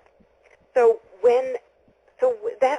they're not honoring that social insurance number would be the same as you're getting my insurance policy number from me after I smacked up your car, and you're going to the insurance company and saying, oh, well, Mary crashed into my car. Here's the number. Here's my claim. Pay me. And the insurance company saying, no. Then what would you do? You'd come back to me, and you would say, pay me. And I'd say, I already told you who's going to pay you. I gave you the number. I gave you the company. I gave you everything you need. Are you trying to tell me that my insurance company didn't pay your claim? And you're saying, yes. And so now what do I have to do? I have to go after the insurance company, right? So that's kind of what's happening, let's just say, with a traffic ticket. You get a traffic ticket, and you accept it, and you sign it, and you put your social insurance number on it, whatever your socialist number is, and then what happens is the traffic guy or the court, the cops, they say, you didn't pay. And then, so our recourse is to say, well, I gave you the number of the insurance policy. Did you contact them? Are you saying that you didn't do that? Yeah. Or are you saying that they declined to pay you? Well, chances are the insurance company didn't decline. It's more likely that you did not go to the insurance company because you're hoping to soak me. So if you can use that as an analogy, you can see how absurd it is. Yes. So it'd be the same as you're calling me saying, well, your insurance company wouldn't pay, so now I'm coming after you. You think I'm going to pay you? No. Hey, your problem is with the insurance company. My premiums are paid. Now you've got a problem. So that's what we have to say to the courts is, did you access my Treasury account? Well, they're not going to say no, but they will continue to come after us. And, of course, our point is why are you bothering me? I gave you the number. I told you how to get paid. Yeah. So too many people are forking over their labor when in fact they don't have to. They simply have to say, hey, I gave you the number of the account. Did you go to the Treasury? But see, the real drift is not that they actually have to go to the Treasury, and this is why I'm talking about this latest information. What we have to do is authorize the Treasury to offset their account, to set off their debt for them. So we were actually missing a very valuable step. We were sort of saying, here's my signature in my account, way you go. And now we're saying, no, they'll steal it and still come back on us. Now we're saying, give me your tax ID number. Here's the forms. I'm sending the forms to the IRS. I'm going to authorize the Treasury to pay you, and the IRS is going to know that I paid you, and they're going to come back after you for it. Kind of like, are you sure you want to do this? So and you are looking into a way to do this then, and a consequence of this. I mean, what would that be? If let's say that everyone did this, would this imply that the system actually would kind of self-implode on itself, or once the cat is out of the bag, so to speak, and everyone knows this, the system wouldn't be able to sustain itself anymore? What do you think? No, it would start to act smoothly. And by the way, just and I write this in my book too. I don't know if you're familiar with the Mayan calendar, but it's quite fascinating. I used to think it had something to do with dates. It doesn't, or that it measured time. It doesn't. It measures creation. But this year, 2008, is what they call the fifth night. And the fifth night is the end of manufactured lack, which boy, what a tip-off that is. I could never figure that out 5 years ago. I thought, I wonder what that's going to look like. Well, now we know what it's going to look like. People are going to start obeying commercial code because we're going to stick them to it. So in other words, when you say what's going to happen, it'll start running smoothly. There won't be people with no money and losing their houses because we now know how to essentially pay off the banks by telling them, hey, you stole my credit, you owe me, not the other way around. So wait a minute, Mary, this is very interesting. So what you're saying here is that the system then would actually work in a more, in a more balanced and harmonious, so to speak, way if this were truly followed to the standards that it was initially set up to be. Is that correct? Yes. What I wrote in my book is that we live in a system that was designed not to work, and that's actually not true. See if I could go back and rewrite it. Right? We actually live within a system that was designed to work. Everything is in place for this to work properly. What's happened is we've gotten some rogue agents in there, mostly because they've been so programmed and brainwashed that they fell for the party line, which was everybody has to earn his living and pay his own way, and it simply isn't true. We're the ones who own the planet, so to speak. You can't own a planet, but we're the ones in charge. And these rubby little bankers just simply had a scathingly brilliant idea on how to enslave the people of the planet. So this is a way for them, for those who set up the banks and so forth. This is a way for them to kind of hijack, if you will, an existing system and kind of applying a different layer, so to speak, on top of that system that was set up to initially to begin with. And in order, when they do that, I should say, they manage to get rich themselves of the system and consequently also maintain or gain, I guess, control over nations. I guess we can say at this point, right? Yes, and the reason is and I spell this out in my most recent article, which is called The Two Accounting Systems. It's kind of weird, and it has to do with the fact that cash is debt, but corporations see it as credit. But in fact, it doubles the debt. But keep in mind, the board of directors want the cash because they use cash the same way we do. So it's kind of like the corporation is what twists things. If you and I pay our electric bill to ABC Electric, and we pay in cash, what we've actually done is give ABC more debt. Instead of paying off the debt that they created, like the bill that we get. Yes. We've actually doubled the debt. But because they perceive, no, let me rephrase that. It's not what the corporation wants, is double the debt. The corporation doesn't want to double debt. But keep in mind, corporations can't show a profit. So where does that cash go? It goes to the corporate board members. Because keep in mind, a corporation is a fiction. Yes. And so it doesn't have any feelings either way. But it doesn't set off the debt. When we pay our electric bill, it actually makes the situation worse. So what happens is the board members, who like cash just as much as we do, they take the cash and create double the debt. Well, what does double the debt do? It creates what's called the national debt. And that's the old, Americans are in so much debt. Yes. Well, no, we're not. The corporations are in debt. Because that's how they want it. Because they want us to continue to fork over our cash to them. Because they can use cash. The people, not the corporations. Sure. It's kind of a switch. Like corporations need credit, not debt. Exactly, and it's Who run them want debt, not credit. And it's a kind of the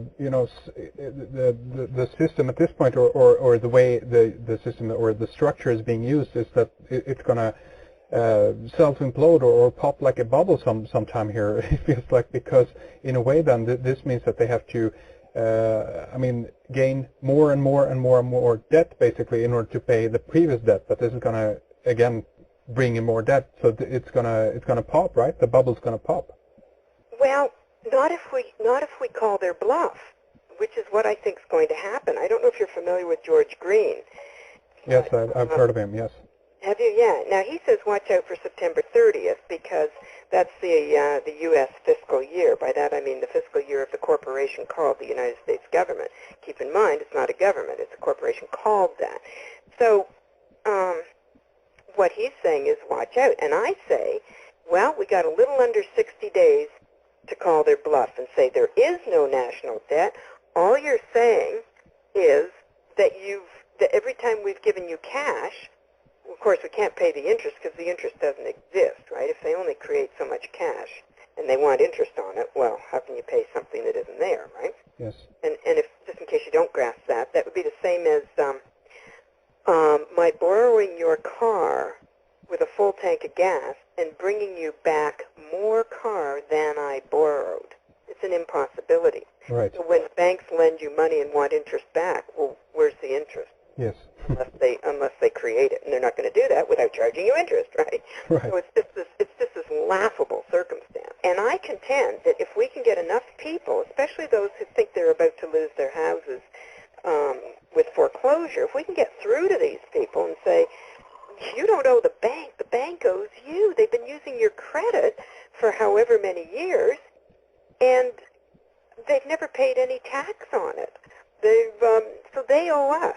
So then, we sick the IRS on them and say, go in and get my credit for me. Because the promissory note that most people use to get the loan for the house was the payment for the house right up front, right in the first place. Why? Because you put your signature onto a piece of paper. And remember, the signature is worth, well, billions. It's unlimited credit. So they took that promissory note and they converted it. And they've been selling it and using it. So the bank's gotten paid like, who knows how many times. And they also want us to pay every month. Yes. So people have been going back in and getting not only the value of the note, but also the monthly payments. Imagine having everything you've ever put into your house come back to you in the form of a check from the tax agent. It's fabulous. Anyway, and of course, yeah, right. So, all you're looking for is an updated, well, we won't go there. But anyway, so will the system implode? Well, we could say yes, and that's good news, or we could say no, it'll simply start to operate the way it's supposed to. But just like a cornered dog, they may not go down nicely. Right, they right. may fight and to the bitter end, even though they know they're losing, and it may get a little bit uncomfortable, and there may be some casualties. But I am sticking to an intention that is, once enough of us catch on, they simply won't have an option, and they'll have to start behaving themselves. And people who are in the positions of enforcing, for example, the police or the banker who says, you overdrafted your account, so we're going to charge you $30 on top of that, they're going to catch on that they've been duped and that they are in fact guilty of wronging their brothers. And if they think that the banks aren't going to do the same things to them as they've done to us, they need to think again.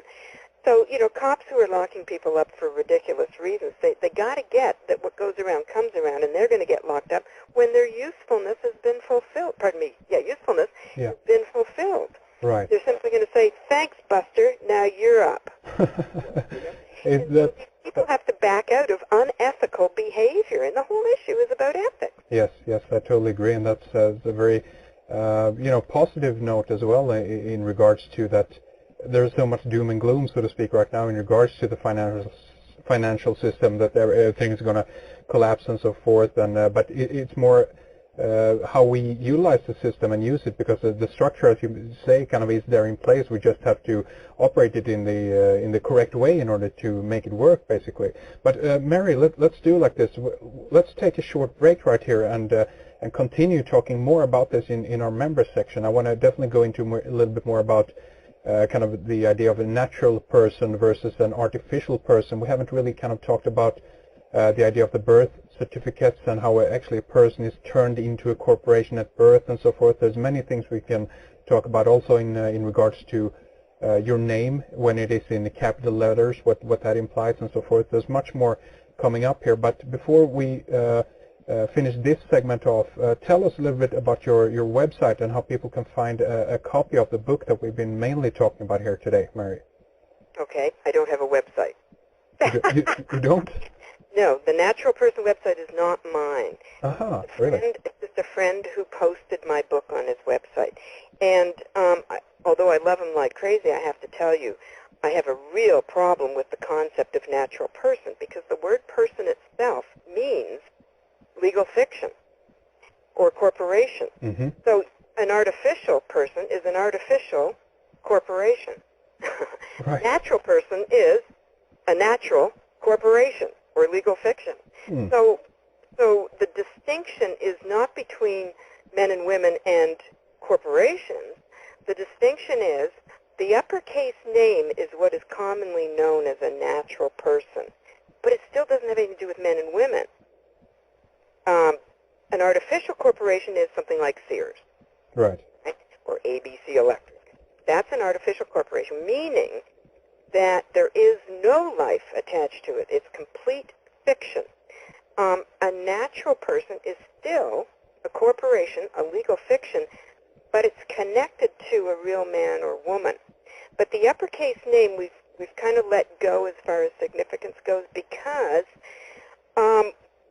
when we raised so much hell about it, who knows how long ago, we started noticing that they try and bluff it. For example, the names on birth certificates now, I think, are showing up as capitalized. Or, for example, a court order might have a normal first and second name and the last name in uppercase. In other words, they're trying to do everything to get around the fact that they're not, nor can they lawfully, write to a real man or woman. They cannot address us. They have no right. They don't mean us anyway. They mean the legal fiction, because we're the authorized representative, and we can set off any debts or alleged crimes that the legal fiction may have performed.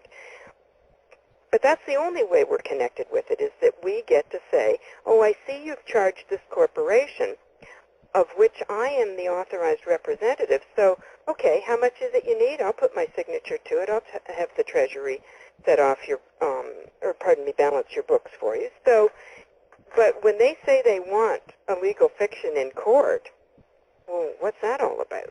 Legal fiction's already in court. They've got the name right there. So the natural person really is just the legal fiction that exists along with an authorized representative. But keep in mind that all artificial persons or corporations corporations also have authorized representatives, and they're attorneys and CEOs and presidents and things like that. They're the authorized, probably like Sam Smith might be the CEO of Sears, and he can sign for Sears because he's the authorized representative. Well, we're the same. The only distinction is that Sears is an artificial corporation, and the other name, of which I'm the authorized representative, happens to be a natural person. But it's all still legal fictions. All right. Keep in mind that we will be back at a later date with some more Mary Croft. And but right now we're going to take a little quick break, and when we come back, we're going to go into this 1099C and the rest of the stuff. But y'all hold on a minute, and we'll be right back. Okay?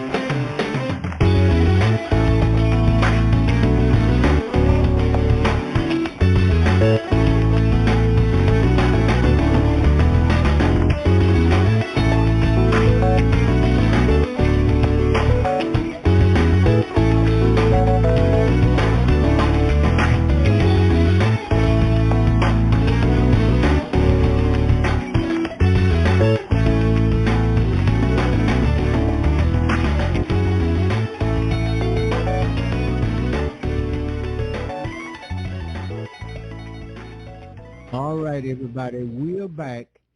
And y'all just hold your hat for a minute. We're going to get down into this 1099C. And we're also going to go back over and read some more information onto the record about these bonds. So y'all just hold on a minute. We will be right back, okay? Hi, I'm Tarhaka.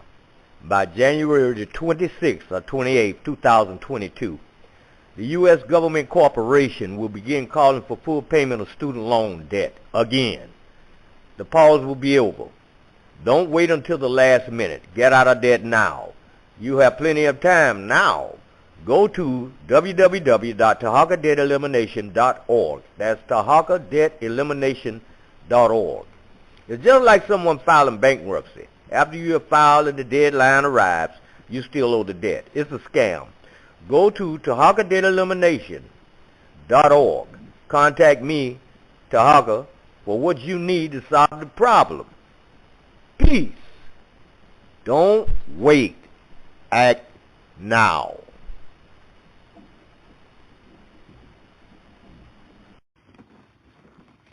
Hey, what's up, everybody? I wanted to make this quick video real quick about 1099 cancellation of debt forms that some of you may be getting, and this is really jumping off real big right now because a lot of people probably had cancellation of debt either from student loans or credit card companies where the company just said we're gonna, what I think people get confused about is they're like, if they wrote off the debt, how are they able to come after me for it if they wrote it off? They're thinking that it was canceled, and that's what I've been trying to get across to people. Just because a company writes off a debt or charges it off, that's nothing but a legal technicality that all companies have to do for loans that are out there, because they have investors that they have to do, they have to report to, and they have to say what happened with these loans, and they give, it's usually a 6-month period before they have to write it off, and then when they redo the reporting, they're letting people, their investors know that these are the debts that did not go through, that are not going to be going through. They can sell that debt to a debt collection company. They can still collect the debt. Now, the only time that they can't collect the debt is if they actually write it off as a cancellation of debt, and that's when they report to the federal government using a form 1099-C stating that they have forgiven the debt. But now this is where it's on the flip side. What happens to you if you find yourself receiving one of these forms in the mail is that the IRS is going to consider that income. So let's just say, for instance, you had a $10,000 credit card balance, and you got the credit card company decided to cancel that debt. They're going to send this form to you, and they're also going to send it to the federal government, and the federal government is going to wait and see what you're going to do when you file your taxes. If you do not include a copy of this, or you do not state it that you had a cancellation of debt and add that amount to your income, you're going to get automatically triggered for an audit.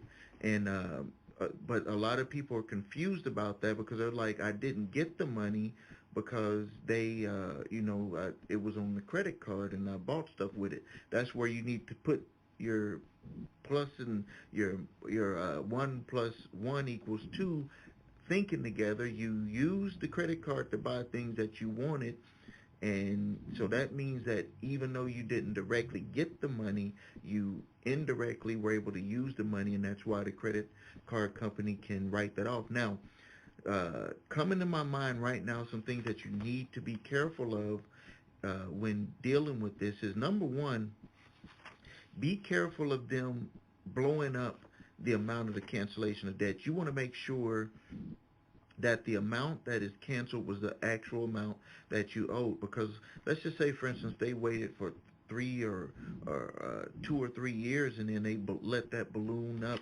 $10,000 dollar credit card debt up to $20,000, they send you a $20,000 cancellation of debt form, that you didn't get $20,000 worth of income, so you would need to make sure that this is correct. So even if they did do that and you remember it being something different, you need to let the IRS know that. They're going to probably still try to audit you over it, but you need to let them know right away that you did not receive $20,000, that you did not have a balance of $20,000, and that this cancellation of debt form that they sent you is inaccurate, and they will follow back up with that company and make sure that they make the appropriate changes. You also need to write a letter and get it certified and send that to the company and tell them that you did not borrow that amount of money and that you do not think that that's an accurate amount on there, and let them know that you have notified the IRS that they have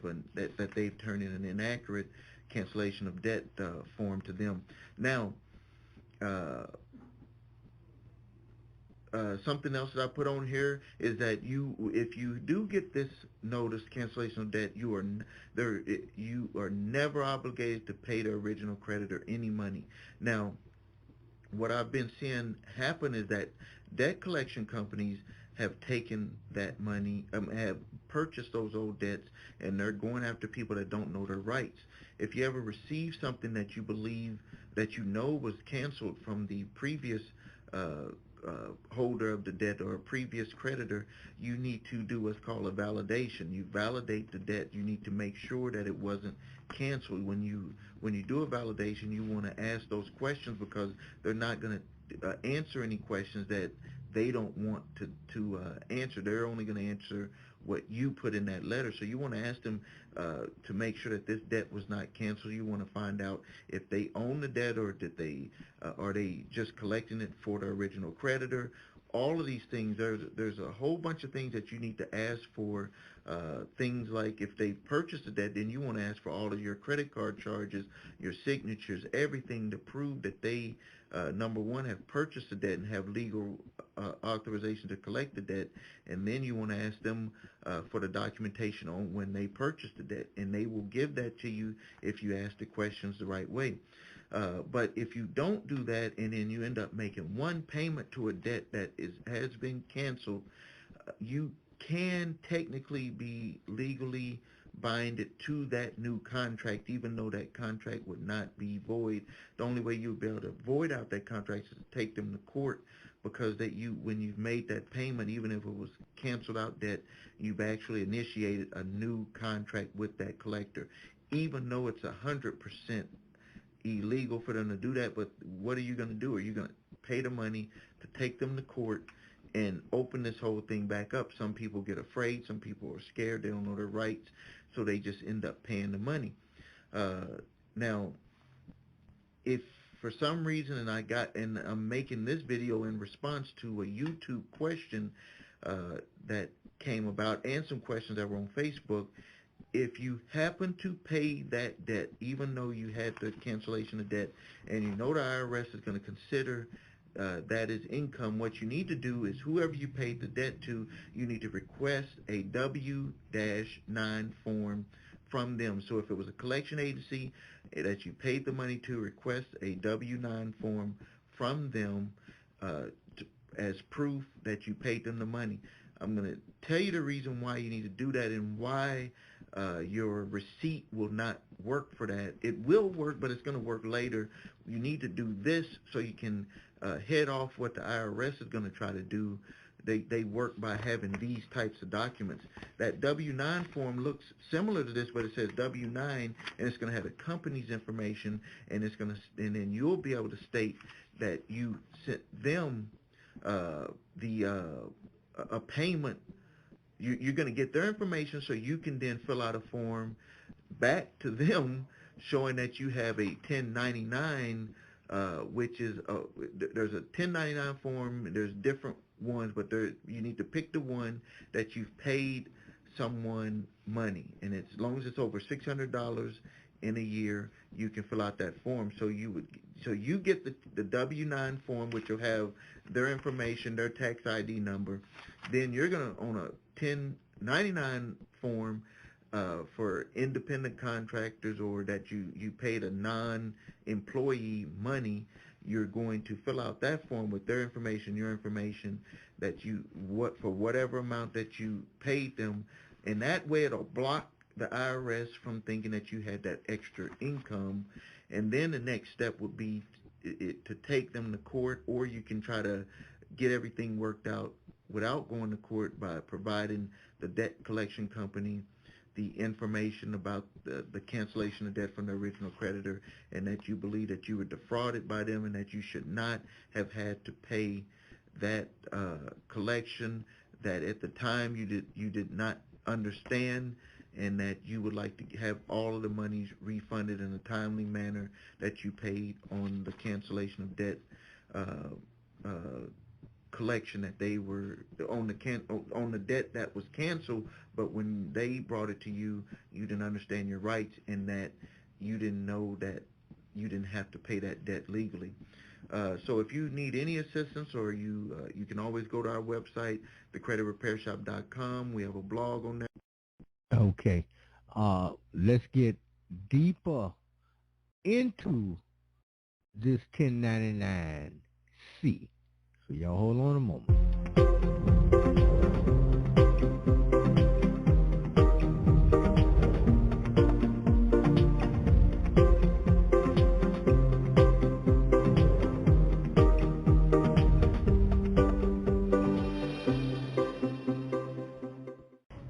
Hey, what's up, my YouTube fam? I'm back. This is Larry with Invest Your Build Your Credit and Wealth. Today we're going to have a very good class. We're going to be talking about a 1099C. We're going to be talking about the myth. We're going to be talking about the misinformation that's put out there about a 1099C. We're going to be talking about what does the court say about a 1099C. We're going to explain to you what is it, what is a 1099C, why is it even processed, why did the IRS process there, how does that affect you. We're going to just kind of cover everything. The one thing about me doing credit repair is I like to go back a lot of times and what does the court say about certain things, because that is your leverage. If the court had came out and made a judgment about a certain thing that a creditor and creditor cannot do, that's your leverage to put that, to change the playing field, to make it better for you to get something removed and fixed. You know, we gotta, you know, I keep it real with you on this credit channel. You know, a lot of people that do this are in this industry, and I'll be the first one to tell them, quit making up tricks and gimmicks that don't always work and then charge people for it, and then our consumers don't get what they're supposed to get out of it. Like, that's not what it's all about for me. It's all about, I'm going to tell you the truth about it. I'm going to tell you what you have to do. I'm going to tell you, say you're going to have to settle this debt. It's reporting correctly on your credit report. Unless you can find something that says that it's inaccurate or they're doing something that's illegal, it's going to be on there, right? If it haven't reached the statutory limitations, all that type of stuff, that's where this channel is all about. It's all about bringing you the real deal about credit, and not about just trying to get you into the door and feed you something you don't get the results that you got to get. So I'm gonna give you the truth about 1099Cs today. Today is the truth day about 1099Cs, and we're gonna talk about some strategies that may work when trying to get a charge off or a 1099C, things you do and don't want to do. So you know the deal. That's how we bring it on this channel. And, you know, but next I just want to say I appreciate all my new subscribers. Hey, do me a favor, share the channel, right? You know, like the channel, you know, continue to say, hey, Larry, I appreciate you being honest about credit, and we need to get more honesty out there to all the people about credit. So share my channel. If you know somebody got some credit issues, share my channel. You know, yes, I do have a master dispute package. I'm always adding things to it, and I have people that purchase this package all the time, and I appreciate and thank you everybody that purchased this package. You know, I'm here to help you. I'm not here to feed you a bunch of stuff and get you in the door, to get you to pay me all this crazy amount of money. That's not what I'm about. I'm blessed. Thank the Lord and Savior that I'm a blessed man, and I'm able to come out and give you the real deal. You know what I'm saying? So that's what it's all about. Yes, I can help you repair your credit. Yes, Yes, I will give you a free credit analysis and go over the credit with you. Take the time. You can read out, leave a comment. What if I actually answer the phone? Will he actually reach out to you and talk to you, ask the questions, and you can get your own feedback? The truth is in the pudding, as they say. So I am truly here to help you. I've been in your shoes. I know how it's changed my life when I understood credit, and I promise you it changed my life. And me and my wife, we're going to do we did a video when I first started. We're going to do a follow-up video together that how it has changed our lives when I understood credit and all that. And understanding credit got me into investing. And it became like a tree, and then that knowledge continued to grow. It just changed my financial path. It wasn't about the amount of money that we was making, because me and my wife's a nurse, I'm an operational manager, we always make good money. But it ain't about how much you make. It's about what you do, what you make, and understand how to grow your wealth, right? So that's what it's all about. Enough of that. Thank you for all my new subscribers. You know the deal. Like, subscribe, and share. And I appreciate y'all. So let's get into this video. We're going to talk about a 1099C. If you see me look down, it's because I got a lot of information. I've been doing a lot of research on this because I wanted to bring you the truth and not just cover some BS and leave you hanging. So we're going to talk about what is a 1099C. So first of all, a 1099C is when a creditor has deemed this debt or this account irrecoverable, and they're going to stop collection activities. So they're trying to reduce their tax burden because that is lost income. So the IRS say you are required, listen what I'm telling you, required to submit a 1099C, right? And that reduces their tax burden. When they get that 1099 IRS, they are required to send you that 1099C, because the IRS has on record that they took a tax, they reduced their tax burden, which says because you failed on a debt, that now that tax burden you reduced it. So now the consumer, we know that consumer had reduced their tax, did not pay this debt, and because they did not pay the debt, now the IRS looks at that is your income. Now you put that back into your income. Now they're going to tax your income on that debt.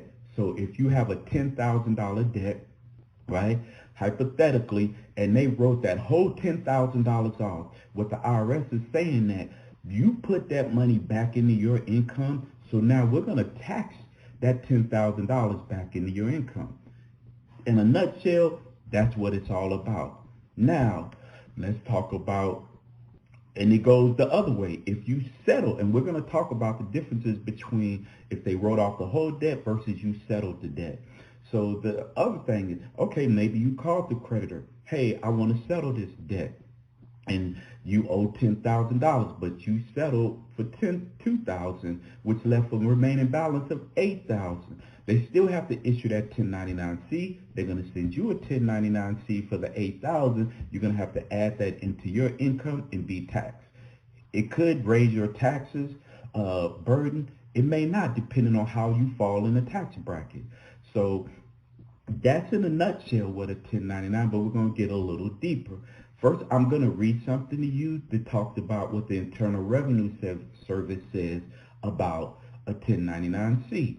And this is what it says. It says a creditor sometimes write off debt due to several reasons, like long time payment, default, or bankruptcy. In such cases, the creditor stops its collection efforts, declare that the debt is irrecoverable, and report it to the IRS as lost income. Listen to that and remember that, lost income, to reduce their tax burden. The creditor will report the amount as lost income to the IRS via a 1099C during the year the write-off was put in place, right? Now, that's what that 1099C is all about. That's how the IRS looks at it. Now, let's get a little deeper. It says, now this is what I'll tell you, and I'm be upfront with you. You should always try to settle and get a 1099C, and I'll explain that a little bit later in this video. Why? Because of this. This depends on how the debt has been forgiven. Now, it's all about making sure the creditor has forgiven that debt. What a lot of people make mistakes, and then I'm telling you, is that if a creditor, right, I'm going to read this to you, if a creditor writes off an entire debt, it does not mean that they have to stop collection activities. And I can tell you, this is what the court says, right? In certain districts, the court has said that just because in their court cases, and I'll give you some, you can look them up, and this is always in my dispute package if you don't believe me, and this information is in STCNW Attorneys at Law. They wrote up this thing about the issuance of a 1099C in the Fair Credit Reporting Act, and I'm going to read some things off of there. So it's all about making sure they forgive, because once they've forgiven the debt, now they no longer can go after you for the debt. Sometimes people get confused on when does a 1099C mean that I no longer owe the debt that they forgiven? Does not mean that unless you have settled the debt and they forgave the debt. Remember that. This depends, and I want to read something to you. This depends on how the debt was forgiven. I'll give you an example. If you made a settlement with your credit card company, that means you made a deal with them to pay a percentage of what you owe. Remember that. You made a deal. And then that can be in a lump sum or an installment payment. So you made a deal with, so once you made that deal, like I will pay a percentage of what I owe, and then if you would please issue me that 1099C and I'm going to write it off. Again, we're going to talk about some strategies on that. So that is the main thing you need to understand. The difference. If they wrote off the entire amount, say you owe $10,000, and then they reduced their tax burden with the IRS and gave a 1099C, and then they turned around and issued you that 1099 for $10,000, that does not mean that they have to stop collection activities against you, right? This is where it gets really good, right? And this is why you want to settle versus letting them write it off. Like you want to hit it in the head. We have to get away from allowing a debt to get so far that they sell it to a collection agency. We want to get past that. We want to hit it at the head, chop the head off, right? So, and I'm explaining to you why. So those are some of the main things. So I want to read something to you too, and this is out of the this SWCNW Attorneys at Law wrote up about the issuance of a 1099C in the Fair Credit Reporting Act, right? And this is important. These are the things that you need to understand when it comes to that. Don't let people tell you, just get you a 1099C and it's going to come off. It could possibly, but it's how you address that. So I want to read something to you, and this is from the article that these attorneys at law wrote up. The issuance of a 1099C in the Fair Credit Reporting Act. That's the title. There is no, listen what I'm telling you, there is no bright line rule regarding what should be reported on the consumer's Fair Credit Reporting when a 1099 is issued. Although the IRS has provided some guidance in various information letters, federal and state courts have interpreted the IRS guidelines in different ways. Nationwide, court differs as whether an issuing of a 1099C extinguishes a debt and prohibits a creditor from pursuing collection or reporting the debt. While it appears that the district and court circuits are holding that the existence of a 1099C form does not alone operate to distinguish a debt, some courts of limited jurisdictions have held that it is inequitable, meaning unfair, to allow a creditor to belatedly enforce the alleged debt after they received a tax benefit of the charge-off. So that's what the court says, right? So there is no line that says if you get a 1099C, it automatically comes off, right? But some courts have, in some jurisdictions, just said, hey, it's unfair. How can you take a tax credit or reduce your tax burden and then still go after the consumer for the debt, or report the debt after you just got a benefit from the debt, right? So this is what we're going to talk about a little later on some strategies that you need to do.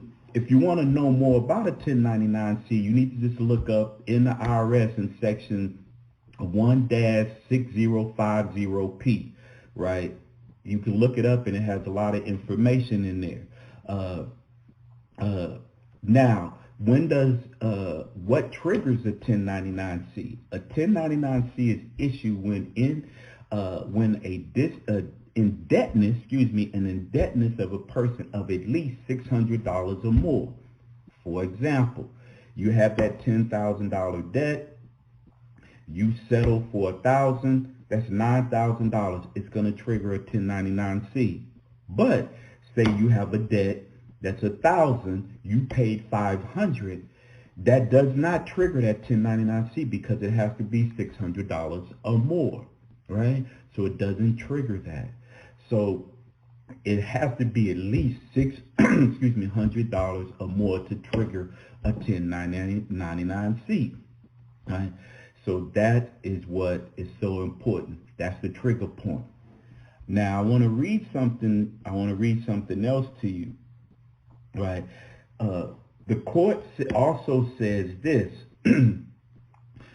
just because let me get down and read this all the way at the bottom, because I want to just get down to the conclusion, and we're going to talk about some strategies and what I would do and what I have done with a Capital One, and that I had a car that blew the engine on my way to the racetrack. I mean, I love fast cars, building cars, I like doing all that stuff. So, but anyway, on my way to the racetrack, blew the engine, owed $19,000 on this Dodge Charger. Eventually, I settled with them for $2,750, which reduced my tax burden. Which increased my tax burden, and they wrote me a 1099C. Capital One removed that after I settled and removed that off my credit report. It is no longer on my credit report, right? So there are ways to get it off, and I'm going to tell you how you should address it when dealing with the original creditor and a 1099C. So let me get down to the bottom. As such, there is no bright line rule regarding whether an issuer of 1099C discharge and indebtedness. Furthermore, as this is still a developing area of law, there are no cases to date that explicitly state what should be reported on a consumer's credit report when a 1099C is issued, or rather a satisfaction of judgment must be filed after the issuance of a 1099C. So, but this is the thing, the difference. You need to, this is the strategy that I would tell you, and I just want to cut through all the chase, right? One thing you have to understand, and let me talk about some things that are illegal. I'm sorry because I'm moving fast and I'm skipping some things. A collection company cannot issue you a 1099C. For one, they're not the original creditor. They're not writing that off on their taxes. So if a creditor sends you a 1099C, then you should be contacting the Federal Trade Commission about that, and you need to be contacting your state attorney general. They cannot do that. The next thing you need to understand is that an original creditor must file and is required to file a 1099C if they wrote off a debt and they filed it on their taxes. What should you do? The first thing, if you see a charge-off on your credit report, you should be contacting the the original creditor. And you should be asking them, did you charge off this debt? Yes, we charged off this debt. Have you filed this debt on your taxes as lost debt or lost income? And have you received a tax credit for the write-off? You can ask, and they must tell you that because if they did and you never issued a 1099-C, you'll be able, that's a strategy to get that off your credit report, because they're in violation and it comes with a hefty fine, right? So you need to understand that it is required for them to file that 1099-C. They also have a 36-month rule, meaning that they can carry that debt for 36 months, 3 years, and not file a 1099-C. Yes, it's ugly. It ain't fair, right? But they do have like a 36-month rule. They changed the rules up a little bit, but that is one of the rules that they have. It is an older rule, but it's a 36-month rule. Well, they have to file, they have up to 36 months to file that, right?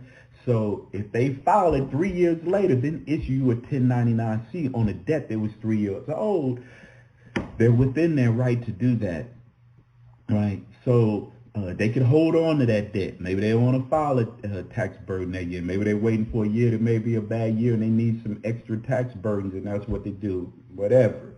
But that's what they can do for up to 3 years and wait to file it, right? So, but if they don't file and they do file and you didn't get a 1099-C, that is a violation through the IRS, and you can file a complaint with the IRS that you never received a 1099-C, and you can get with that creditor and say, you never issued me a 1099-C and you wrote this off your credit report, and they sold it to a collection company. Come on, think about that. So, you know, what I would do is write a letter to the original creditor, and you can do this. If you don't want to call them, do it within an affidavit requesting fact.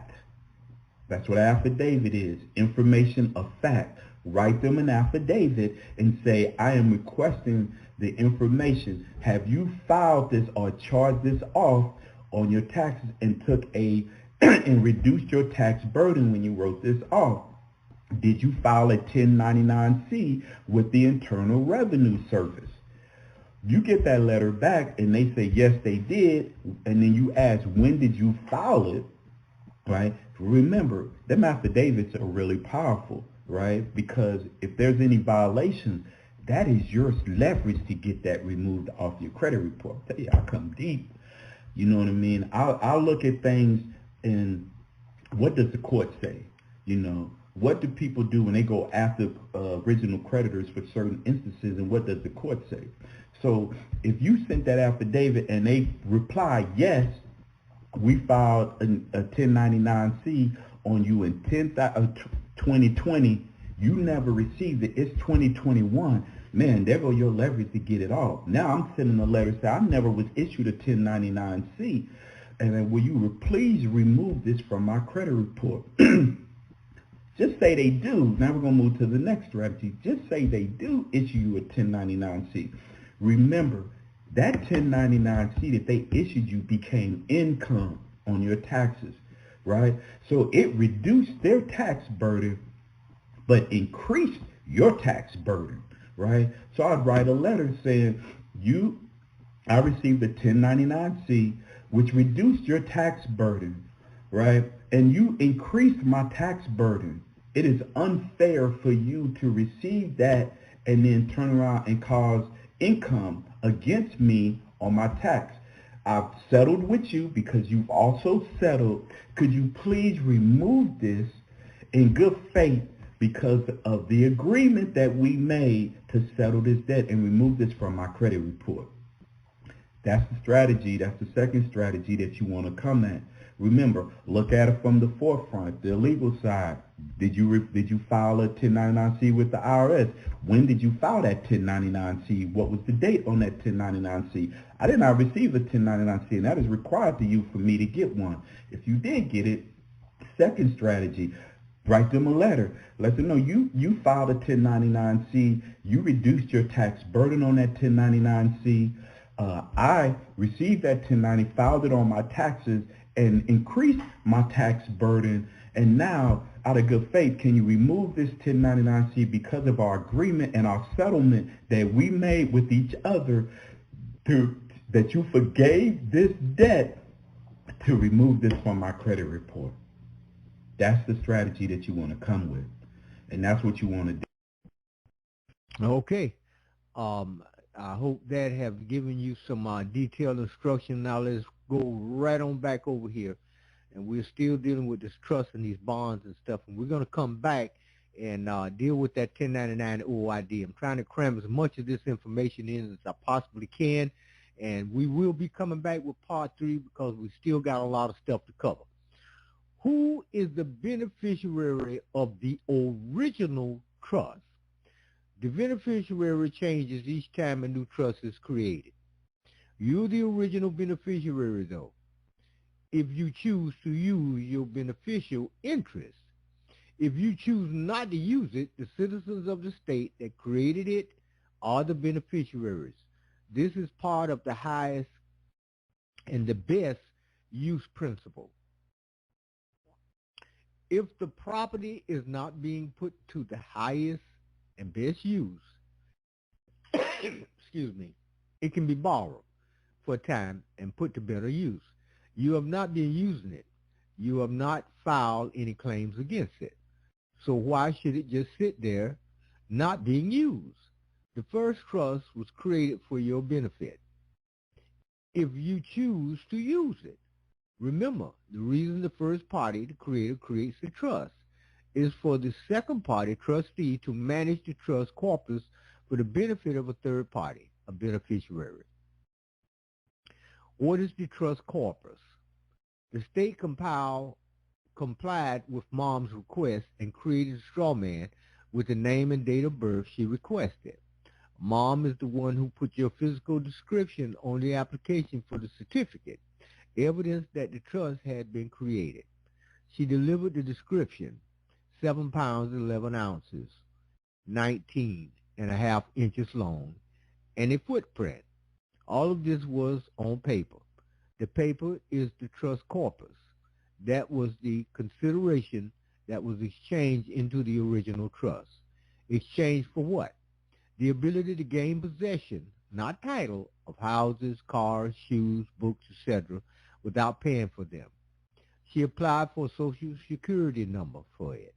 She put it into commerce by getting it medical records, a daycare center, matriculation number, a public school matriculation number, a league ID number, a library card, etc., etc., etc. All of these paper contracts between the trust and the agencies of municipal corporations are trust assets. These are all part of the trust corpus, the trust property. They are all property that can be used as evidence to contractual obligations the trust has or as collateral for debts the trust owns. It appears the trust considered benefits for which you owe an obligation because of your choice, your close relationship with the trust, or these assets can be considered collateral for the debt the trust owes to you. Who is the trustee? Okay, let's get down in there. Let's find out about that. On the private side, if an appointed trustee resigns or dies, the trust corpus reverts to the beneficiaries or back to the trustor. It is useless to create a trust without appointing a trustee. The trustee created by the state upon Mom's request must also have a trustee. The problem is, depending on how it is going to be used, the creation of the trust is a matter of construction and operation of law. This is constructive. This is a constructive trust. Constructive trust definition. Trust created by operation of a law against one who by actual or constructive fraud, by duress or by abuse or confidence or by commission of wrong about any form of unconscionable conduct or other questionable means has obtained or holds legal right to property, which he should not, in equity and good conscience, hold and enjoy. Okay, we're going to stop right there and we'll come back later on that because we only have, let's say, we got 29 minutes. So let's go down here and let's deal with this. Hold on here. Let me do a little quick refresh if you don't mind. Let's deal with the 1099 OID publication. Now, we are going to be coming back to the 1099A, but let's go ahead on and put some of this OID into action here. What's up, guys? It's your boy, the Bad Wolf, coming to you live from, well, my little office here. First, I want to thank everybody out there for supporting us. We are over 10,000. We are about to hit 11,000 people in a matter of days. That's fire. But once again, I did say that once we got over 10,000, it wasn't going to be a big thing. So I want to divert that energy and attention to thanking all of you guys who have sent in the donations, who have been spreading the word. It's very clear that you guys are really enjoying your freedoms and your rights versus privileges and benefits and everything else in that topsy-turvy world. So remember, guys, we are non-belligerent non-combatants known by the Department of State as non-U.S. nationals or non-U.S. citizen nationals or U.S. nationals. Everything else is not on the books legally, so that is why we use that term, okay? And if you guys see anybody else out there using any of this copyrighted information for negative reasonings, harassment, you know, whatever else, report them. Okay, that being said, we're going to jump off into the video. Let's see here. Okay, so with this one, we're going to be talking about the 1099 OID. Now, we already did some videos on that, so I'm not going to go into that specifically, but a lot of you guys have been asking me for information on, you know, how to, a little bit more in-depth information, how do they do it, where can I find that information? Well, I'm glad you asked. So before we jump in, though, don't forget to hit that bell, like, subscribe. I would appreciate it. If not, at least continue to watch and tell 3 friends. Remember, everything in threes. All right, so this is the 10. So this is what you want to do. You want to Google 1099 OID publication 1212. Now, what is that? That is actually the official information packet or booklet or guide to the 1099. So if you guys want to get a little closer, not too close. Hi, hey, there you go. Now I apologize because I do have the camera set on the same frequency as the monitor, but I think it's off a little bit, so I apologize that it's, for some of you guys, it's going to look like it's doing its yellow, blurry, whatever thing. Apologize, guys. Sorry. I'll try to block as much as I can and just read. So once you do that, you're going to hit the first one. It's going to say IRS PDF. And because I already have it up, bang, the shebang-a-bang. All right, so guide to the original issue discount instruments. All right, so it just starts off with the contents. So like I said, I'm not going to go through the whole book, guys, because it's long, boring reading, and you guys would probably hate my guts. So the first page is what's new. Number 2, introduction. 3 is going to be definitions and debt instruments in the OID, okay? Then we're going to talk about debt instruments not in the OID, all right? So starting on page 4, you're going to start to look at the information for brokers and other middlemen, short-term obligations, long-terms, certificates of deposit, bearer of bonds, and coupons, backup withholdings, and then as you go to number 6, here's where it jumps into information for owners of the OID debt, okay? Form 1099 OID, how to report them, instruments before 1982 and before 1985, after 1984, guys. All right, stripped bonds, coupons, tax-exempt bonds and coupons, debt instruments, coupons purchased after 82 to 85, and how to get tax help. Okay, so one of the things, guys, for those of you who don't know, I do not get into each individual person's way of filing. I don't really help out with that. It's just I don't have the time, and like for me, it's well, just kind of boring and private. I mean, it's something you guys have to figure out how to do because you guys have to learn how to self-govern. All right. So when you do need help, if you're mostly if you're watching this, you probably have a computer or a phone or something. So get the guide, and for the love of Jeebus, guys, call the tax people. That's what they're there for. Remember, they're not the enemy. The government, the system, we are in neutral territory with them, or separate jurisdictions, but we're neutral. We are non-belligerents, non-combatants, non-resident aliens when you talk to them. So remember, tell them, hey, I'm a non-resident alien, I have a question about this. Or I'm utilizing the 1099 OID A or C or whatever, and I need help with this. Okay, that's what they're there for. They are paid from your Sesta K Trust in order to help you.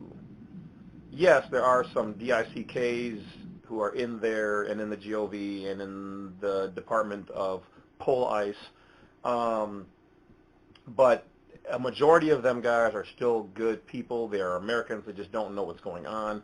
And above all, they are there to serve you and help you. So if you can't find help from one, do not let that turn you off, to all believing they're all the same way. They're not all the same way. Even if 20 of them are just morons, there's going to be somewhere up the line where there's not. Okay, and trust me, I've done a lot of things in my day where I had to call in a specialist, I had to go above people's heads and whatever else to get things done. That's just what it is, okay? And I hate to say this, but there was a guy who was becoming a police officer, but he was too smart to join the force, and so he sued them because they were hiring people who are low-level functionaries.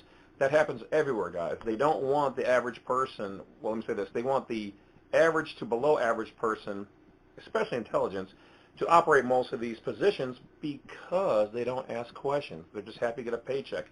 I was told that I was too smart and overqualified for most jobs. All right, that's why I started working for myself, because places were like, well, if we hire you, you're just going to either take, the guy told me this, you're going to take my job, or else in a couple of years or whatever else, as soon as a better job comes along, you're going to probably leave. Well, yeah.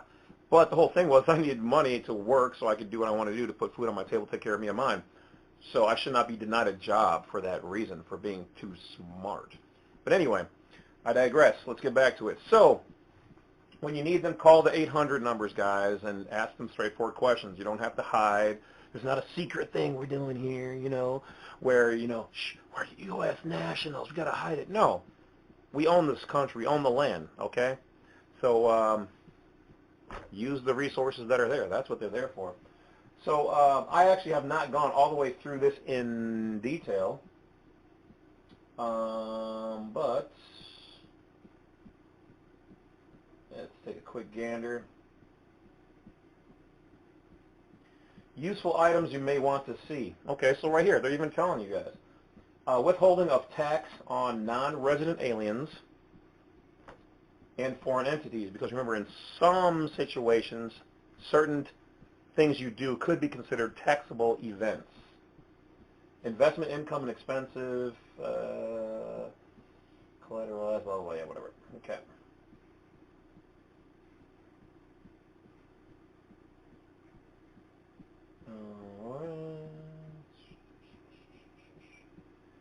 Yeah, so I'm definitely not going through all this. Yeah, it's way too much. I just thought if anything sassy popped out, I would report to you while we're watching here, but let's just...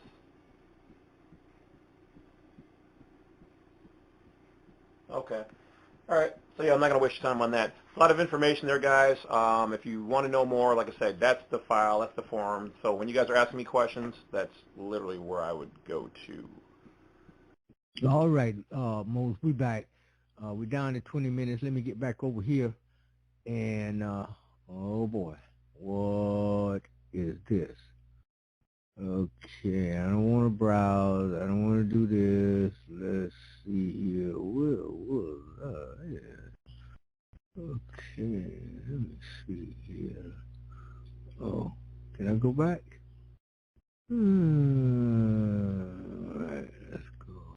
Can't open this file. Okay, you can't open that file. Alright, let's see. How about this file? You can't open that file. Alright, so we'll go back over here and I'm going to take you. Oh, I know why we can't open it, because I done shut everything down on it. Alright, let's move on down. Let's go back to the 1099A. I'm sorry. What to do about a 1099C. Let's deal with some of that for a minute. Hey, what's up, everybody? I wanted to make this quick video real quick about 1099 cancellation of debt forms that some of you may be getting, and this is really jumping off real big right now because a lot of people probably had cancellation of debt either from student loans or credit card companies where the company just said we're gonna, what I think people get confused about is they're like, if they wrote off the debt, how are they able to come after me for? Hold on, I think that's the wrong one. Let me go down here and check them here. Let's see. Okay, I think this is it. Hey everybody, this is Lavrelia. I am doing a video about something that is very common this time of year, and I want to share with you some information that has came across my desk, and I thought that, you know what, let me share it with other people because some people are going to have this concern, and that's why I titled this live stream. It's going to be really quick. 1099C and debt settlement. So if you see the tax form behind me, some people may have received that form in the mail. Now, 1099C, cancellation of debt, covers a lot of areas when it comes to debt. I'm only going to talk about credit cards. So if you see, let me see if I can do this on here without, okay, all right, without changing anything.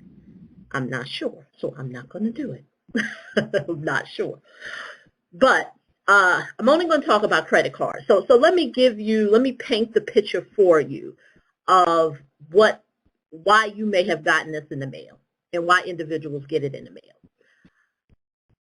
If for some reason, and that's why I say when it comes to debt settlement and getting debt free and going rah, rah, rah, let me put a disclaimer. I'm not here to tell you not to pay your debts, your bills, or what have you. If you feel like in your heart of hearts you want to pay your bills, by all means, you go ahead and pay them. But I am going to address how many individuals may have got this. So what happens is you may have had a credit card from an original creditor, and for some reason, life happens, you didn't pay on it, and it got charged off. What was happening prior to, and that's why I said, that's why I'm going to go into this video. What was happening prior to 2016 is that a lot of credit card companies were issuing individuals who had not paid on their debts, and like I said, they didn't work out any, settlement amount or what have you. They charged it off. I'm not going to go into how a charge off occurs. I did a video about that, and for some way, after I do this live, I'll link it if you're not sure how, when, and how charge offs happen. So you had a credit card, you stopped paying on it, the credit card puts on the credit card company, the creditor, you are the debtor, puts on your credit report that it has been charged off. What happens is that many people get a 1099-C in the mail for the amount that was charged off. Now, let me go into forgiveness and cancellation. And that is where the tax law, when credit card companies were issuing these out to individuals, the law was not clear to the consumer what was canceled and what was forgiven. Because what was happening prior to 2016 is that credit card companies were issuing these forms to consumers, and then a consumer would see it and say, okay, the debt got canceled. But that still did not mean that the credit card company, the original creditor, did not sell the debt to a debt collector. So what was happening is that the consumer got hit with the 1099C, which you see behind me, as cancellation of debt, along with a debt collector is trying to collect on the debt. Because remember, cancellation and forgiven are two different animals. What consumers were thinking was that, oh, I got this tax notice in the mail. It says cancellation of debt. I'm free. I don't owe this debt no more. No. What doesn't mean it was forgiven. So what was happening was, like I said, 1099C come in the mail, debt gets sold to a debt collector. Now the amount is still being collected on. And keep in mind, it was not forgiven. So that's why I want to touch on debt settlement.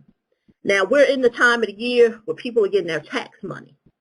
And there are going to be people, like I said, not put no disclaimer out there to not pay your bills. But understand what you are doing when you decide to go to a creditor and say, I would like to pay this debt off and settle on an agreed amount. Many creditors will not tell you that in the event that you two agree to settle on the amount, that another portion, which is forgiven, because they will tell you, oh, okay, we'll settle, the other piece that you owe will be forgiven. Remember, there's a difference between cancellation and forgiven. If you two agree on a set amount, they can now issue you a 1099C because you two decided on an amount that you were going to settle for. And remember, they told you they were going to forgive you for that debt. Now, that's a whole different, that's a whole different subject, because now you are entitled to get to 1099C. But keep in mind, they may not have told you, but you agreed to it. So don't be surprised if you got this in the mail. Now, for those who didn't agree on anything, this is where, please listen. Because a lot of times these 1099Cs may have been sent to you in error, and they can be rescinded. But now, I'm not here to give you tax advice. You can handle this yourself, talk to your tax professional, but understand the law regarding cancellation of debt covers a lot of areas. So there is something that I'm going to discuss, and this is something you need to talk to your tax professional about. You get this form in the mail, you provide them with your your paperwork. Now, remind you, cancellation of debt is income. That's how it's looked at. So now, if you have $5,000, I'm just going to use that example as the charge-off amount that a credit card company said, got charged off, you are going to get taxed on that additional income. So now that could take you into a whole nother tax bracket for some people. For other people, that's taxes that, no withholdings came out of. So you may not realize that you are supposed to file that tax form. And if a tax professional is, providing you with the fiduciary duty of doing the right things, the goal is that all they see is this 1099C. So for them, they're going to file it because it's their fiduciary duty to tell you that, hey, you got this 1099C and I have to file it as income. But now the other part that is not discussed and the tax professional may not know is this part. In 2016, Congress changed the law So what happened was that, going back to my original example of you had a credit card, you stopped paying the original creditor, it got charged off. Prior to 2016, when the ruling changed, if you hadn't paid on that charged off amount in 3 years, 36 months, the original creditor can now consider it as 1099C, cancellation of debt, which is income to you. But in 2016, the law changed. So as long as you two did not agree on a settled amount, that they said, okay, you owe $5,000, we're willing to take, to take $1,000, and $4,000 would be income to you and cancellation of debt. As long as you didn't agree to anything, but it was just an amount that was out there that was charged off. In 2016, you were not liable to, that was not liable to you as a 1099C. So I hope I explained that right. So let me explain again. 2016, the laws changed. The 36-month rule no longer applied. So there's a fine line, because one may ask, well, Aurelia, what about if the debt was before 2016? It's a fine line. And that's why I said it's up to you and your tax professional to go to the tax law and see what the ruling says. Because you as a consumer do have the right, if you feel like it was sent to you in error, to have it rescinded. But don't feel like, oh, well, you know what, heard a video on YouTube, I was told that it could get rescinded, so I'm just going to sit here and wait for the credit card company for it to rescind. Now, I can tell you, I only speak on things that I know that I've been through. I don't speak on things that I just heard, on YouTube. And I wish I still had it, but if I could come across it, I will show it. I will do another video, same way I've showed other stuff, in the past, some years ago, a credit card company sent me a 1099C. Then after that, a week later, they sent me a form in the mail saying that it was sent to me in error. So I say this to you, there could be a chance that you can get a 1099C, and that maybe a letter come after that that says that it was sent to you in error, but don't wait on it. But don't wait on it. So that's why you have to read the ruling that's in the tax law, talk to your tax professional, and see if you qualify to go to your credit card company and say, hey, we didn't agree on nothing. I know that this debt is out there, and and it was charged off, but we never agreed on the settled amount, because that was the ruling in 2016, that if the debtor and the creditor did not agree on the amount being canceled or forgiven or what have you, it is what it is. It's just a charged off debt. And if that is the case, then you have the right to go to the credit card company and say, hey, we never agreed on this amount, in regards to it being canceled or forgiven or what have you. My right as a consumer is to have this rescinded.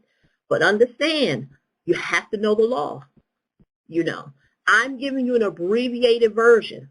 But if you go to, and I wrote this down, IRS Bulletin 2016-48, you just Google that, and you will be able to find some information. Now, any tax professional that is worth, I guess, them considering themselves a professional and they have a fiduciary duty to help their clients should assist you with understanding how this ruling works. How it works, because I know with myself, for my clients, I am clearly going through the understanding with them on a very detailed basis regarding this law. And so when they go to their tax professional, I serve as a liaison for the tax professional who may not know, who are familiar with the law, or who may, because remind you, cancellation of debt covers many areas. It covers student loans. It covers real estate. It goes into recourse and non-recourse debt. I don't want to bore you with the specifics, but, you know, if a tax professional do not know how it relates to credit card, their duty is to do what they're there to do. Hey, you got this tax form and I have to file it. So that, so how does this, I did touch on that settlement, but, you know, just want to, you know, reiterate that again. If you are one of those people that, you know, plan on settling debt, you need to understand, you need to have some clarity on, will a 1099C be issued to you? That's a question you need to ask. So I'm not going to rant for any longer because I just wanted to quickly do this. I wanted to do this video, and I just wanted to share it with those because what I'm noticing now in the landscape of credit, there is a lot of watered down information. A lot of people who are just re-saying what a lot of other people have already said. And so that's why I'm giving you clear information for you to, it's not surface talk. I've told you there was an IRS ruling that occurred in 2016 that you can now research yourself to understand it. Because the reason why you want to understand how this works is if you get this form in the mail and you think you're just going to call the credit card company and say, you know what, I think I was sent this in error and can you rescind it? Maybe for some people it may work, but other people it may not. So that is my message for you today. If you are interested in the credit dispute software, the link will be below this video. I do classes every. Okay, we're down to 3 minutes into the broadcast, ladies and gentlemen. What we are going to do is come back next Sunday. It'll be me and Dr. Walter Williams, and we'll be doing our broadcast the last Sunday of the month. Make sure you all stay tuned. Also, we're going to come back the following Sunday, which will be the first Sunday of the month of August. We'll be in here with part 3 of this stuff, and we'll be bringing some more foundational materials in. And I'm not going to be able to say that I can finish up on this creditors and the bond documentation that I've been reading into the record. However, that does come along with your package with our secured party and creditor information, including the entire set of Black's Law dictionaries, my library, a ton of materials, so you can go from point A to point Z in being in the private, knowing the difference between public and private, being a secure party, your trust information, how to get your diplomatic immunity, access to your passports and all this stuff. And of course, you have access to me, calling me directly if you got any questions once you get your package, and then I can assist you with that. And that's how we do that at tarhakadataelimination.org.